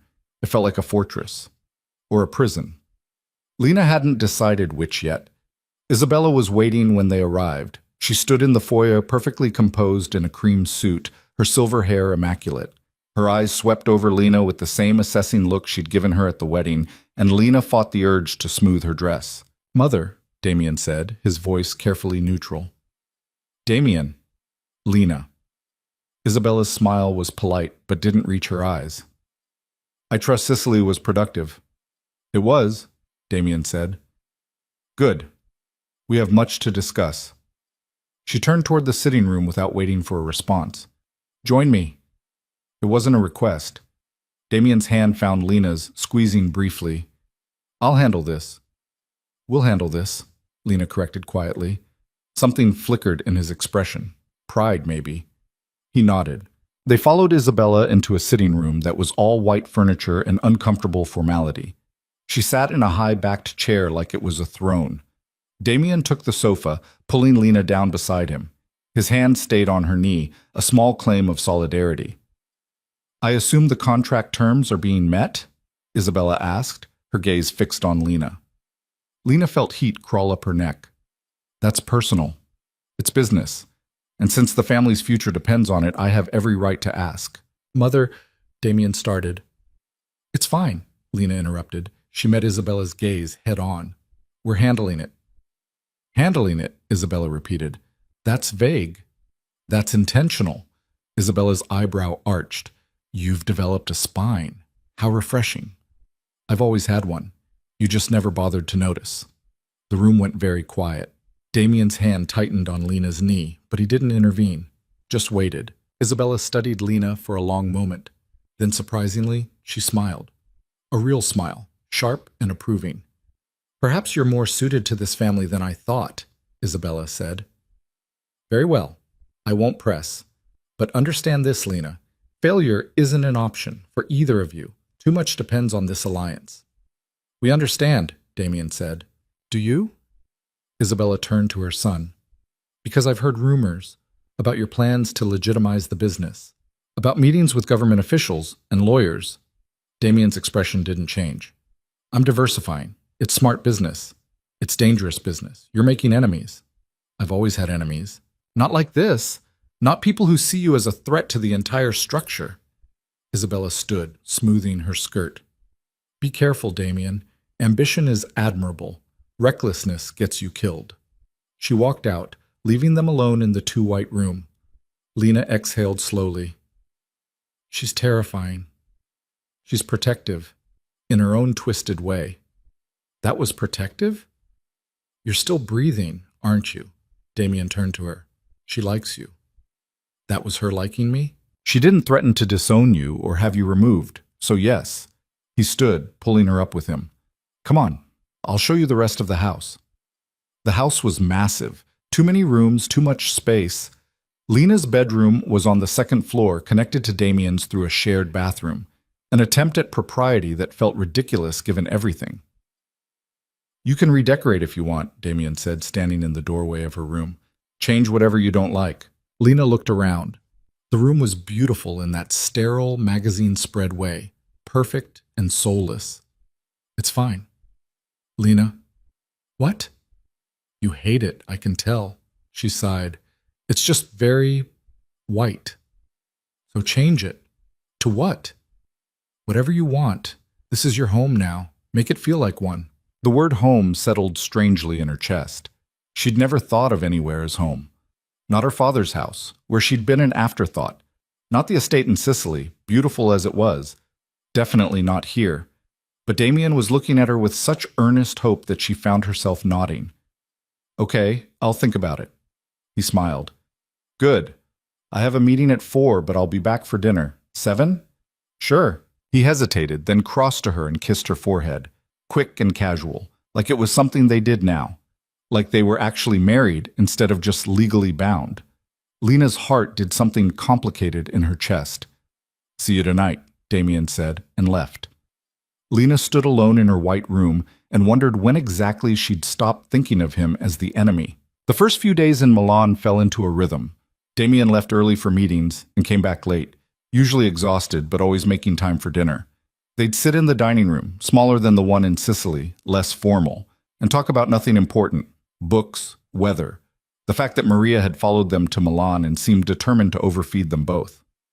It was almost normal, except for the security. Lena noticed it immediately. The guards posted at every entrance, the cameras, the way Damien's phone buzzed constantly with alerts, the tension in his shoulders that never quite left. Is it always like this? She asked one night over wine. Like what? The security, the paranoia. Damien set down his glass. It's not paranoia if people are actually trying to kill you. Lena's stomach dropped. What? I'm exaggerating, mostly. He ran a hand through his hair. There are people who don't like the direction I'm taking the business, who see legitimacy as weakness. They're making noise. Nothing serious yet. Yet, he agreed. Should I be worried? No, I've handled worse. He reached across the table, taking her hand. I won't let anything happen to you, I promise. Lena wanted to believe him, but promises felt fragile in a world built on violence. What if something happens to you? She asked quietly. Damien's expression softened. It won't. You can't know that. No, but I'm careful, and I have good people protecting me. Damien! Lena! He squeezed her hand. I know this is scary, but this is my life. It's always been my life. And I'm not going to apologize for it. I'm not asking you to apologize. I'm asking you to be honest about the risks. The risk is real, Damien said, but manageable. And I'm doing everything I can to minimize it, including keeping you out of it. I don't want to be kept out. I want to know what's happening. Why? So you can worry? So I can prepare. Lena pulled her hand back. I'm not fragile, Damien. Stop treating me like I'll shatter if you tell me the truth. He stared at her for a long moment. Then he stood, walked to the sideboard, and poured himself a whiskey. He downed it in one swallow before turning back to her. There's a faction within the family, he said, led by my uncle Vittor. He doesn't agree with my plans to go legitimate. He thinks I'm weak, that I'm destroying everything my father built. And he's making moves, quiet ones, talking to our partners, suggesting that maybe I'm not fit to lead. Lena's chest tightened. Can he remove you? Not easily, but if enough people side with him, he could make my life very difficult. Or very short. That's not funny. I'm not joking. Damien poured another whiskey but didn't drink it, just stared at the glass. I've been trying to shore up support, prove that legitimacy is profitable, but it's slow, and Vittore is impatient. So what are you going to do? What? Keep moving forward, keep making deals, keep showing that my way works. He finally looked at her. And keep you safe, which means keeping you separate from all of this. I don't want to be separate. Too bad. Lena stood, anger flashing through her. Don't dismiss me. I'm not dismissing you. I'm protecting you. I didn't ask for protection. I asked for partnership. Partnership doesn't mean I drag you into a war. Maybe it does, Lena's voice rose. Maybe partnership means we face things together instead of you shutting me out every time things get hard. This isn't hard, Lena. This is dangerous. So teach me, prepare me. Let me be part of this instead of treating me like a child who can't handle the truth. Damien's jaw clenched. You want the truth? Fine. If Vittore decides to move against me, he won't just come for me. He'll come for everyone I care about, including you, and I will not let that happen. The words hung between them, raw and honest. Lena's anger deflated slightly. So what am I supposed to do? Just sit here and wait? You're supposed to trust me, Damien said. Trust that I know what I'm doing, that I can handle this. I do trust you, but I also need to feel like I'm part of your life, not just an accessory you take out for dinner. Damien crossed to her, his expression softening. You're not an accessory. Then stop treating me like one. He cupped her face in his hands. I'm trying to keep you alive, Lena. Can you understand that? The thought of something happening to you because of me, because of my choices, it terrifies me. Lena's throat tightened. And you think it doesn't terrify me? Watching you leave every day, wondering if you'll come back, seeing the tension in your shoulders, the exhaustion in your eyes, knowing you're carrying all of this alone? I'm not alone. I have you. Then act like it, Lena said. Let me in, all the way. Damien's forehead dropped to hers. I don't know how. Then learn, with me. They stood there, breathing the same air, and Lena felt the walls between them thinning again. Not gone, but cracking. Okay, Damien whispered. I'll try. That's all I'm asking. He kissed her then, soft and slow and full of things neither of them knew how to say. And for a moment, the danger outside didn't matter, just them. But the danger didn't stay outside for long. 3 days later, Lena was in the library when she heard shouting. She set down her book and moved to the door, listening. Male voices, angry and overlapping. One was Damien's, the other was unfamiliar. Against her better judgment, Lena crept down the hallway. They were in the study. The door was half open, and through the gap she could see Damien standing behind his desk, his expression carved from stone. Across from him was a man in his 50s, broad-shouldered and red-faced with fury. You're making us weak, the man shouted. I'm making us sustainable, Damien shot back. You're betraying everything our family stands for. Our family stands for survival. And this is how we survive. The man slammed his hand on the desk. Your father is rolling in his grave. My father is dead, and I'm not him. That's the problem. Damien's voice dropped dangerously low. Get out, Vittore. So this was the uncle. Lena pressed closer to the door, her heart racing. I'm not going anywhere, Vittore said, not until you see reason. I see perfectly clearly. You're the one who's blind. I'm protecting this family. You're protecting your own interests. There's a difference. Vittore's expression twisted into something ugly. You think you're so smart, so evolved, but you're just a boy playing at being a man. And when you fall, and you will fall, I'll be there to pick up the pieces. Is that a threat? It's a promise. They stared at each other, the air crackling with tension. Then Vittore's gaze shifted, landing directly on Lena. She froze. Well, well, Vittore said. The bride. Listening at doors. How unbecoming.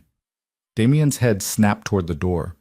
His expression went from cold to furious in an instant. Lena, go to your room. No, Vittore interrupted. Let her stay. She should hear this. Should know what kind of man she married. Vittore, Damien's voice was a warning. Tell her, nephew. Tell her about the deal you made with her father. How you lowballed him. How you knew he was desperate and used it to your advantage. Lena's breath caught. She looked at Damien, who had gone very still. That's not... Damien started. Not what? Not true? Vittore smiled, cruel and satisfied. You negotiated her price like she was cattle.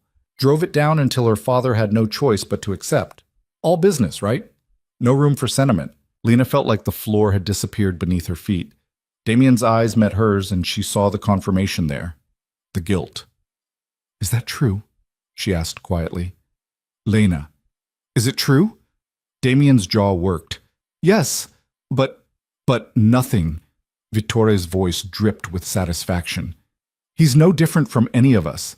He just hides it better. Lena turned and walked away. Behind her, she heard Damien's voice, sharp and furious, telling Vittore to get out. But she didn't stop, didn't slow, just kept walking until she reached her room and shut the door. Then she sank onto the bed and tried to breathe through the betrayal crushing her chest. She'd known, on some level, that the marriage was a transaction, that money had changed hands, that she'd been sold. But hearing it said out loud, hearing that Damien had negotiated, had bargained her down like she was a used car, It made it real in a way it hadn't been before. And it hurt. A knock at the door made her look up. "Go away," she called. "Lena, please. I said go away." The door opened anyway. Damien stood in the doorway, looking wrecked. "I told you to leave," Lena said, "and I'm not listening." He stepped inside and closed the door behind him. "We need to talk about this." "What's there to talk about?" "You bought me? You admit it." "I negotiated a contract with your father, yes, but what? You didn't think of me as a person? You didn't care that you were destroying my life?" "I cared," Damien said, "but I also had responsibilities to my family, to the business, and yes, I negotiated, because that's what I do. That's who I am." Lena stood, anger flaring. "Don't you dare make this about business." "It was business, that's the truth." "The truth?" She laughed bitterly. "You want to talk about truth? You've spent weeks telling me you're different, that you're not like your father, that you're trying to change, but you're exactly like him. You just dress it up prettier." Damien flinched like she'd slapped him. "That's not fair." "Fair? You negotiated my price and you want to talk to me about fair? I did what I had to do." "You had a choice. You always have a choice." "No," Damien said, his voice rising. "I don't. That's what you don't understand. I was born into this. I didn't choose it, and I've been trying my entire life to make something better out of it. But I can't change the past. I can't undo the contract. All I can do is try to make it right going forward." "By lying to me?" "I never lied." "You withheld the truth. Same thing." "I didn't tell you because I knew it would hurt you, and I was trying to protect you from that." "Stop protecting me," Lena's voice cracked. "I'm so tired of you deciding what I can and can't handle. I'm not a child. I'm your wife, and I deserve to know everything. Even the ugly parts, especially the ugly parts." Damien ran a hand through his hair, frustrated and exhausted. "You're right. You do. And I should have told you. I'm sorry." The apology caught her off guard. Lena had expected him to fight, to defend himself, to turn it around on her somehow. But he just stood there, looking at her with such raw regret that it made her chest ache. "I'm sorry," he said again, "for negotiating with your father like you were property, for not telling you the details, for making you feel like you don't matter. You do matter, more than anything." Lena's anger wavered. "How can I believe that? How can I believe anything you say when you keep things from me? Because I'm telling you now, all of it." Damien stepped closer. "Your father came to me with a debt he couldn't pay. 3 million euros plus interest. He offered you as collateral. I could have said no, but if I had, he would have gone to someone else. Someone worse. Someone who wouldn't have cared if you were comfortable or safe or treated with any kind of respect." Lena's throat tightened. "So I said yes," Damien continued. "And I negotiated because that's what my family expected. But I also made sure the contract had protections for you, that you'd be provided for, that you'd have your own resources, your own money, if you ever wanted to leave." "What?" "It's in the fine print. After the year, if you choose to stay, you get access to a trust. If you choose to leave, you get a settlement. Either way, you're not dependent on me or my family. You have choices." Lena stared at him. "I didn't know that. Because I didn't want you to think I was buying your compliance. But I also didn't want you trapped." He reached for her hand, hesitating until she let him take it. "I know I screwed this up. I know I can't change how we started. But I'm trying, Lena. I'm trying to be better. For you." Lena looked down at their joined hands. His was scarred and calloused, evidence of a life lived hard. Hers was softer, but no less marked. They were both damaged in different ways. "I don't know if I can forgive this," she said quietly. "I'm not asking for forgiveness. Not yet. I'm asking for a chance to earn it." "You're always asking for chances." "Because I keep screwing up." His mouth twisted into something bitter. "I wasn't built for this, for caring about someone, for having something to lose. But you make me want to try." Lena's chest ached. She wanted to stay angry, wanted to hold on to the hurt and use it as armor. But looking at him, at the vulnerability in his eyes, the genuine remorse, she felt her defenses cracking. "No more secrets," she said, "no more secrets. And no more deciding what I can handle. I want the truth, all of it, even when it's ugly." "Agreed." Lena pulled her hand back and crossed her arms. And you need to deal with Vittore, because if he comes after you, I need to know I can trust that you'll handle it. I will. When? Soon. I'm building support, making alliances. When I move against him, it has to be decisive. No room for him to fight back. Lena nodded slowly. Okay. Okay. I'm still angry, and I'm still hurt, but I'm not leaving. Damien exhaled, relief washing over his face. Thank you. Don't thank me yet. I'm going to make you work for this. I wouldn't expect anything less. They stood there, the space between them still charged with tension, but also something softer, something like understanding. I need time, Lena said, to process this. Take all the time you need. I mean it, Damien. I need space. I'll sleep in my own room. Give you privacy. Lena felt a pang at that, but didn't argue. She needed to think, to figure out where they went from here. Okay, she said. Damien nodded and turned to leave, but at the door he paused. For what it's worth, he said, you were never just a transaction to me. From the moment I met you, you were more. I just didn't know how to tell you that. Then he left, closing the door softly behind him. Lena stood alone in her white room and wondered if she'd just made the biggest mistake of her life, or the smartest decision. The next few days were tense. Lena kept to herself, spending hours in the library or the garden. Damien gave her space like he'd promised, but she could feel him watching, waiting. She wasn't sure what she was waiting for, some sign that she could trust him again, that this wasn't all a carefully constructed lie. On the fourth day, Maria found her in the garden. Mrs. Falco? Lena looked up from her book. Yes? Mr. Falco asked me to give you this. Maria held out a small envelope. Lena took it, confused. Inside was a key and a note in Damien's handwriting. 3rd floor, east wing. It's yours. Curiosity won out over anger. Lena made her way upstairs, following Maria's directions to a door she'd never noticed before. The key fit perfectly. Inside was a room that took her breath away. It had been completely transformed. The walls were painted a soft sage green. There were bookshelves lining one wall, already filled with her favorite authors. A reading chair by the window with perfect natural light. A small desk. Plants in every corner, vibrant and alive. It was everything she would have chosen if someone had asked. And on the desk was another note. You said you wanted a home. I'm trying to give you one. Take all the time you need. I'll be here when you're ready. D. Lena's eyes burned. She pressed her hand to her mouth, overwhelmed, because this wasn't a grand gesture. It wasn't flowers or jewelry or some dramatic declaration. It was listening. It was seeing her. It was proof that he'd been paying attention all along. She stayed in the room for an hour, just sitting in the chair and looking out the window, thinking. Damien had hurt her, had negotiated her like she was property, had withheld the truth. But he'd also protected her in ways she hadn't known, had given her choices when she thought she had none, had tried, in his broken, imperfect way, to make this marriage something real, and he was still trying. That night, Lena knocked on his door. Damien opened it, surprise flickering across his face. Lena, can I come in? Of course. She stepped inside. His room was dark except for the lamp by his bed. He'd been reading. A book lay open on the nightstand. Thank you, Lena said, for the room. You don't have to thank me. Yes, I do, because it matters. You listened. You saw what I needed, and you gave it to me. Damien's expression softened. I'm trying. I know. Lena stepped closer. And I'm sorry for pushing you away. I was hurt and angry, and I needed time. But I've had time, and I've decided something.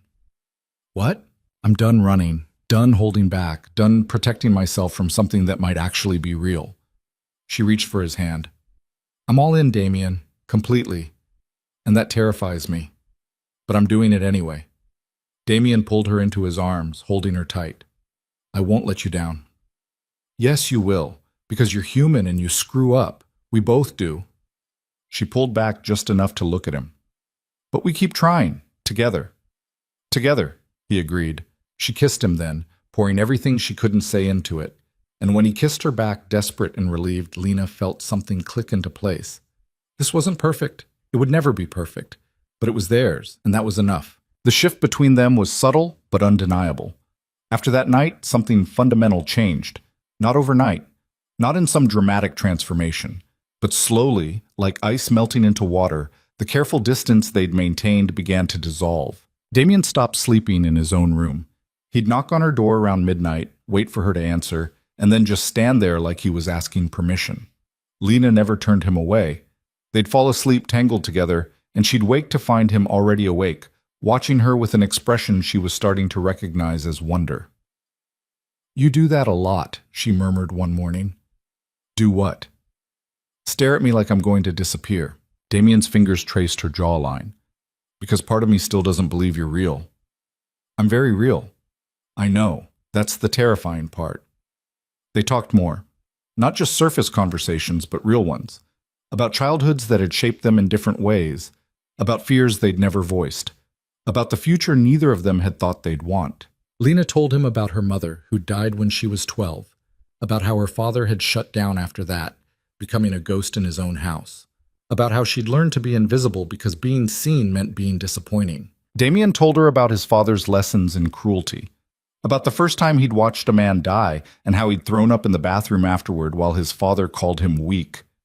About the weight of expectation that had been pressing down on him since he was old enough to understand what his last name meant. "We're both pretty damaged," Lena said one night, her head on his chest. "Probably too damaged for this to work. Definitely too damaged."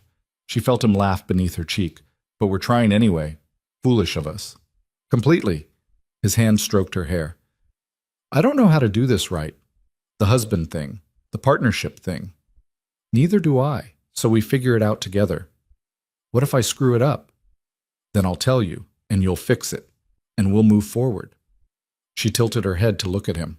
"That's what people do, right? They mess up, and they fix it, and they keep going." "I think so. I've never actually seen it work." "Me neither. So we'll be pioneers." Damien's smile was soft in the darkness. "Pioneers. Revolutionary even. You're making fun of me." "Little bit." He kissed the top of her head, and Lena felt her chest tighten with something she wasn't ready to name yet. But it was there. Growing. Undeniable. 2 weeks later, everything came to a head with Vitor. Lena was in her reading room when she heard raised voices from downstairs. She set down her book and moved to the door, listening. Damien's voice was controlled but tight. Another man's voice was aggressive, challenging. She made her way downstairs quietly, staying out of sight. They were in the main sitting room. Through the doorway, she could see Damien standing near the window, his posture rigid. Vittore was pacing, his face red with anger. 2 other men stood nearby, clearly Vittore's people. "You're destroying everything," Vittore spat, "turning your back on tradition, on family." "I'm saving the family," Damien said. "You're just too blind to see it." "By going legitimate? By crawling to the authorities like a dog? By building something sustainable, something that won't collapse the moment someone decides to investigate?" "We've survived investigations before. By bribing officials and threatening witnesses. That's not survival, that's borrowed time." Damien's voice hardened. "And the time is running out. Either we adapt or we die. Then we die with honor." "There's no honor in stupidity." Vittore's hand moved to his jacket, and Lena's heart stopped. She saw the gesture, the threat. But before she could react, Damien moved. He was faster than she expected. One moment he was by the window, the next he had Vittore's arm twisted behind his back, a gun pressed to his uncle's temple. "Don't," Damien said quietly. "I really don't want to kill you, but I will if you make me." The 2 other men reached for their weapons, but Damien's voice cracked out. "Touch those guns and I paint the walls with his brain." Everyone froze. "You wouldn't," Vittore said, but his voice shook slightly. "Try me." Damien's expression was carved from ice. "I've been patient with you, tolerant, but you just threatened me in my own home. That's a line you don't get to cross. The family will never accept this. The family will accept whatever I tell them to accept. Because I hold the accounts. I hold the contacts. I hold the power." Damien pressed the gun harder. "And you hold nothing." Lena's hands were shaking. She'd never seen this version of Damien. Cold, lethal, completely in control. "You have 2 choices," Damien continued. "You can leave Milan tonight. Take a nice retirement somewhere warm. I'll make sure you're comfortable. Or you can keep fighting me, and I will dismantle you piece by piece until there's nothing left. You're making a mistake. No, you made the mistake. I'm just correcting it. The silence stretched out, taut and dangerous. Then Vittore said, "Fine, I'll go." Damien released him slowly, stepping back but keeping the gun trained. "Smart choice. You have 24 hours. After that, if I see you anywhere near this city, the deal is off." Vittore straightened his jacket, his face twisted with rage and humiliation. "This isn't over." "Yes, it is." Damien's voice was flat. "It's been over since the moment you walked in here. You just didn't know it yet." Vittore and his men left. The front door slammed. Lena heard cars starting, driving away. Then Damien sagged against the wall, the gun dropping to his side. Lena stepped into the room. "Damien!" He looked up, and she saw the exhaustion in his eyes, the weight. "How much did you hear?" "Enough." She crossed to him, took the gun from his hand, and set it on the table. "Are you okay?" "I just threatened to kill my uncle." "He threatened you first. That doesn't make it better." Damien ran a hand through his hair. "This is my life, Lena. This is what I am. Violence and threats and power plays." "No." Lena took his face in her hands. "That's what you do to survive. It's not what you are." "How can you say that? You just saw—" "I saw you protect yourself. Protect us. Protect what you're trying to build." She held his gaze. "And I saw you give him a choice. You could have killed him, but you didn't." "I wanted to. But you didn't. That's what matters." Damien pulled her into his arms, holding her so tightly she could barely breathe. "I don't deserve you." "Probably not, but you're stuck with me anyway." She felt him laugh against her hair, shaky and relieved. "Is it over?" she asked quietly. "With Vittore?" "For now, he'll go. He's a coward at heart. And once the family sees I stood up to him, they'll fall in line. And if they don't, then I handle it, like I always do." Lena pulled back to look at him. "We handle it, remember? Partners." Something shifted in his expression, softened. "Partners. So what's next?" Damien exhaled slowly. "Next, I make some calls. Shore up support. Make sure everyone knows Vittore is out. Then—" He hesitated. "Then what?" "Then we focus on us, on building something real instead of just surviving." Lena's heart did that complicated thing again. "I'd like that." "Me too." They stood there in the quiet house, holding each other, and Lena realized something. She wasn't afraid anymore. Not of Damien, not of his world, not even of the feelings growing stronger every day. She was ready, for all of it. 3 weeks later, Lena missed her period. At first, she didn't think much of it. Stress could do that. And the past few months had been nothing but stress. But then a week went by. Then 2. And the exhaustion she'd been feeling wasn't going away. She bought a test. 5 of them, actually, because one didn't seem like enough. They all came back positive.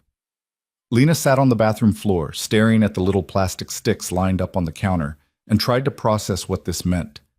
She was pregnant. They'd done it, fulfilled the contract's terms, the family was secure. The marriage was solid. She should be relieved. Instead, she felt terrified, because this was real now. Not just a contract or an obligation. There was a life growing inside her, a child who would tie her to Damien and his world forever.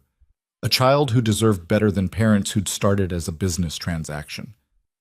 Lena didn't know how long she sat there, long enough that her legs went numb, long enough that she heard Damien come home, calling her name.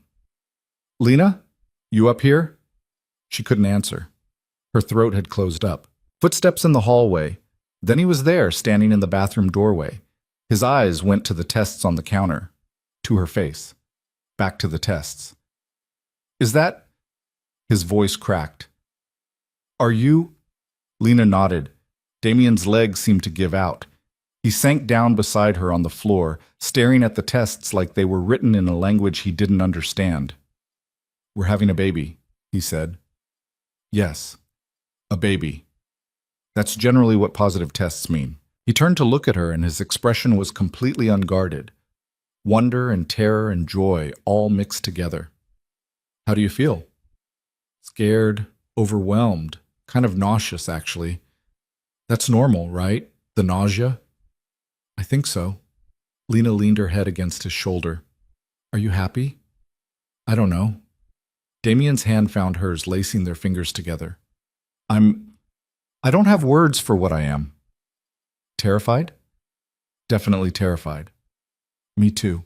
They sat there on the bathroom floor, hands linked, processing the enormity of what was happening. I don't know how to be a father, Damien said quietly.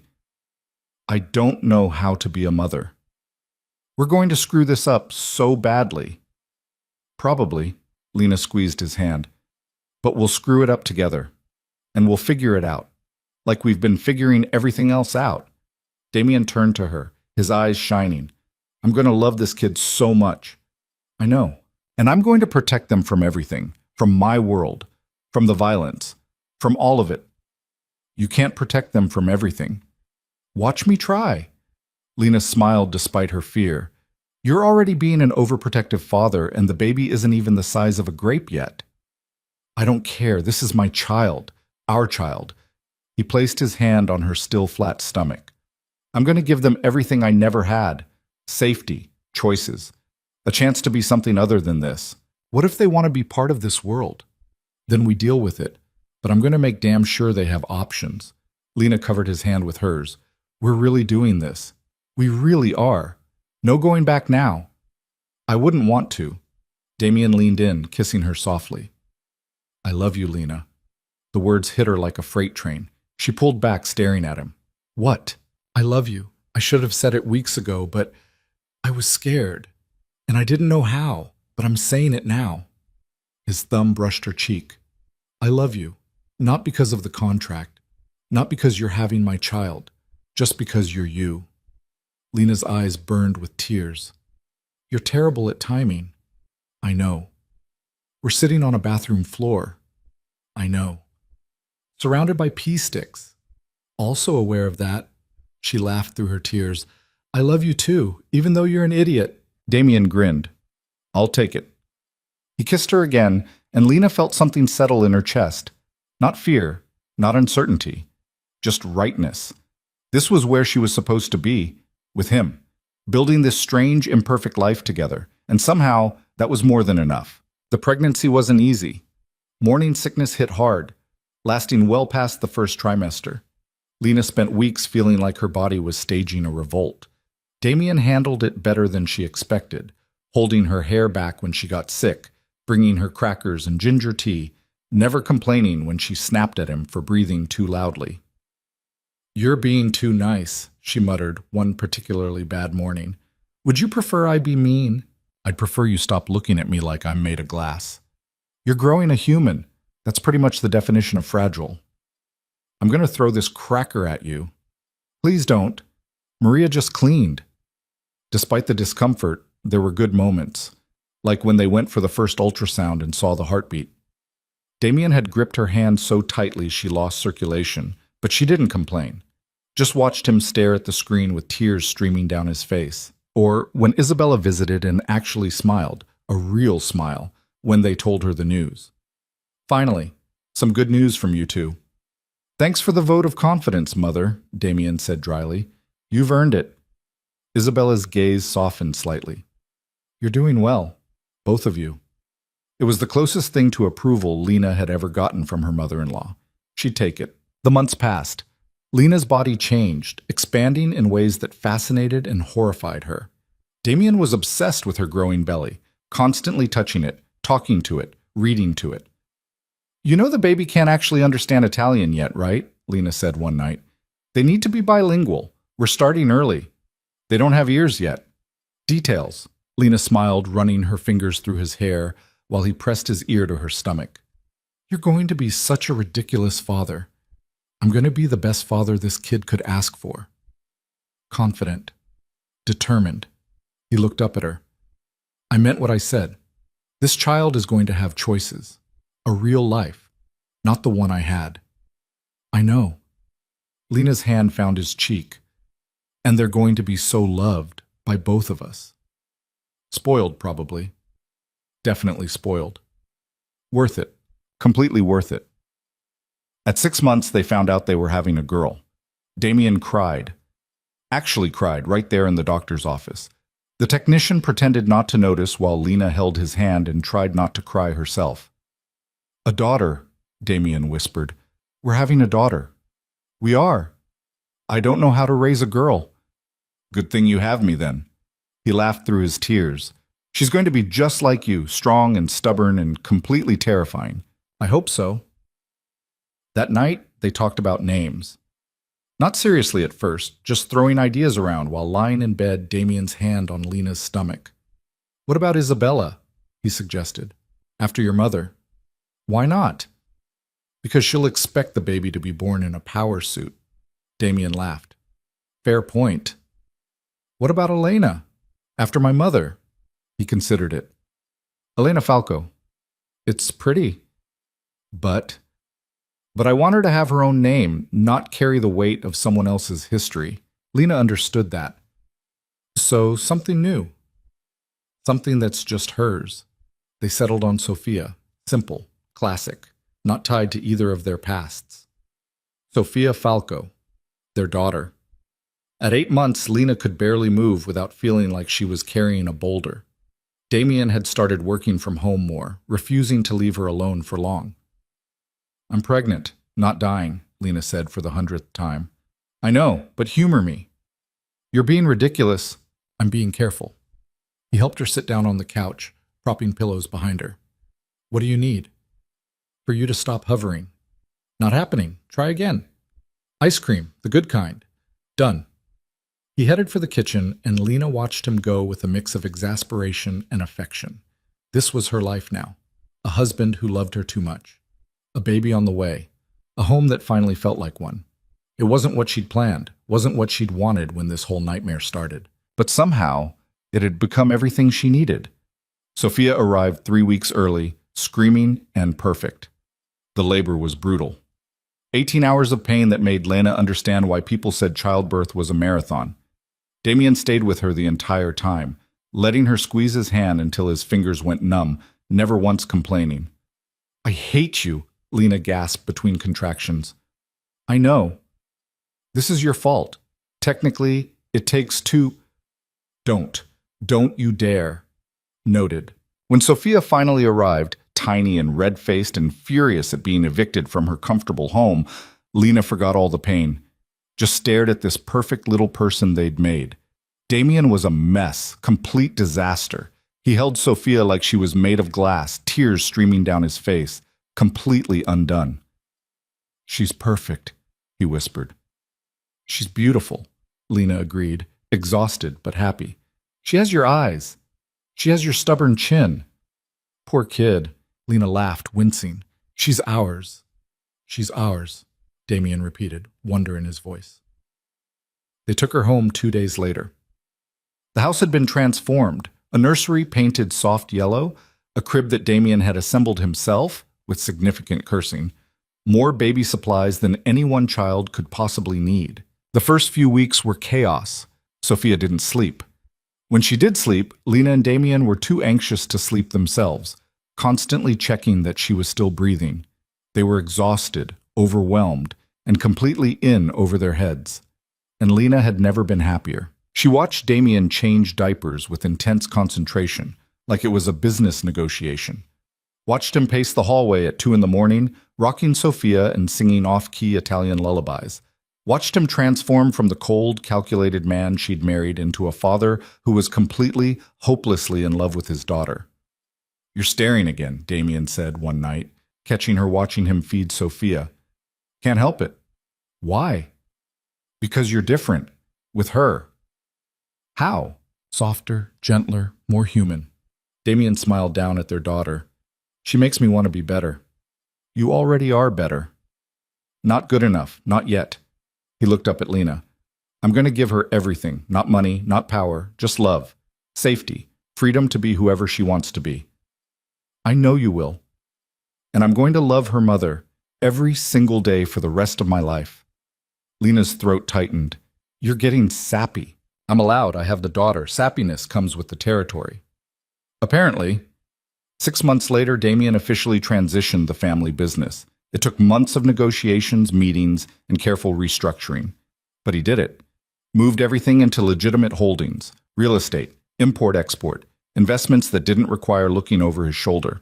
Vittore was gone. The old guard had either adapted or retired. And the Falco name, for the first time in generations, wasn't synonymous with violence. It wasn't perfect. There were still gray areas, still connections to the old world that couldn't be completely severed. But it was progress. And Damien slept better because of it. Worth it? Lena asked one night, after a particularly brutal day of meetings. Completely. He pulled her closer, Sophia asleep between them. I want her to be proud of me, of where she comes from. She will be, because you chose to change. That takes more courage than just accepting what you were born into. You make me braver. You were always brave. You just didn't know it. They lay there in the quiet darkness, their daughter breathing softly between them, and Lena realized something. She'd been wrong. All those months ago when she thought this was about survival, about protecting herself, about getting through a year and then walking away. This was never about survival. It was about learning that sometimes the things we're forced into become the things we choose, that contracts can become commitments, that transactions can transform into something real. She'd been sold into this marriage, but she'd chosen to stay, chosen to build something with a man who'd been as broken as she was, chosen to fight for a future that neither of them had thought they deserved. And somehow, against all odds, they'd made it work. 1 year later, they renewed their vows, not because the contract required it, because they wanted to. It was small, intimate. Just them, Sophia, Maria, Isabella, and a handful of people who actually mattered. No lawyers, no business associates, just family. They stood in the garden of the Milan house, the same garden where Lena had sat by the fountain and wondered if she'd survive this, where Damien had first told her he was falling for her, where they'd built something real out of the wreckage of a transaction. The officiant was kind, not looking at them like they were a business deal. And when it was time for the vows, Damien took Lena's hands. I know we already did this once, he said, badly, in a chapel with people who didn't care, but this time I'm choosing you, not because I have to, because I want to, because you're the bravest, strongest, most infuriating person I've ever met, and I want to spend the rest of my life trying to deserve you. Lena's eyes burned. Your turn to be sappy. Our daughter made me soft. Good. Lena squeezed his hands. I choose you too, even though you're controlling and overprotective and terrible at letting people in. You let me in. You gave me a home when I didn't have one, a family when I'd lost mine, a future I didn't know I wanted. So yeah, I choose you, every day, for the rest of our lives. They kissed, and Sophia, being held by Isabella, squealed with delight. She approves, Damien murmured against Lena's lips. Of course she does. She's smart like her mother, and stubborn like her father. We're in so much trouble when she's older. Completely doomed. They pulled apart, laughing, and Lena looked around at the small group gathered, at Isabella, who was actually smiling, at Maria, dabbing her eyes with a tissue, at Sophia, reaching for them with chubby hands. This was her family now, strange and complicated and nothing like what she'd imagined. But it was real. It was hers, and she wouldn't change a single thing. That night, after everyone had left and Sophia was asleep, Damien and Lena sat on the terrace with wine. Do you ever regret it? Damien asked. The way we started? Lena considered the question. Sometimes, when I think about what my life could have been if my father hadn't sold me, if I'd had choices. I'm sorry for that. Don't be. Because the truth is, I don't know if I would have chosen better. I was raised to be ornamental, to marry well and look pretty and never ask questions. At least this gave me a chance to become someone real. You were always real. No, I was performing, playing a role. You made me stop. How? By refusing to let me hide. By demanding honesty even when it was ugly. By being just as broken as I was. She turned to look at him. We saved each other, Damien, in the weirdest, most dysfunctional way possible. He pulled her closer, kissing her temple. Best transaction I ever made. Romantic. I try. They sat in comfortable silence, watching the lights of Milan spread out below them. I want to start a foundation, Lena said suddenly. Damien looked at her. What kind of foundation? For women. Women who are trapped the way I was. In bad situations, bad marriages, bad debts. I want to give them options, resources, a way out. That's a good idea. You think? I think it's perfect, and I'll help however I can. Lena smiled. Thank you. For what? For letting me turn our nightmare into something useful, something good. Our nightmare turned into a family, into love, into the best thing that's ever happened to me. Damien's hand found hers. I'd say that's already pretty good. Lena laced their fingers together, feeling the weight of his wedding ring against her skin. She'd been sold, traded, forced into a marriage she never wanted. But somewhere along the way, she'd found freedom. Not in leaving, but in staying, in fighting, in choosing to build something real with a man who'd been just as lost as she was. Love wasn't supposed to start with a contract, with negotiation and terms and obligations. But sometimes the best things in life came from the places you least expected. From the people who challenged you, broke you open, and helped you become who you were always meant to be. Damien had done that for her, and she'd done it for him. Together, they'd turned a transaction into a marriage, a contract into a commitment, obligation into love. It wasn't a fairy tale. It wasn't perfect. They still fought, still struggled, still had moments where the darkness of his world threatened to swallow them whole, but they faced it together. And that made all the difference. Lena leaned her head on Damien's shoulder, watching the city lights blur into stars, and thought about everything they'd overcome, everything they'd built, everything that waited for them in the future. Their daughter sleeping peacefully inside. The foundation they'd create to help others, the life they'd continue building, day by day, choice by choice. She'd started this journey in silence, traded like property, with no voice and no power. She was ending it with both. And somewhere in between she'd found something she'd never expected. Not just survival, but home.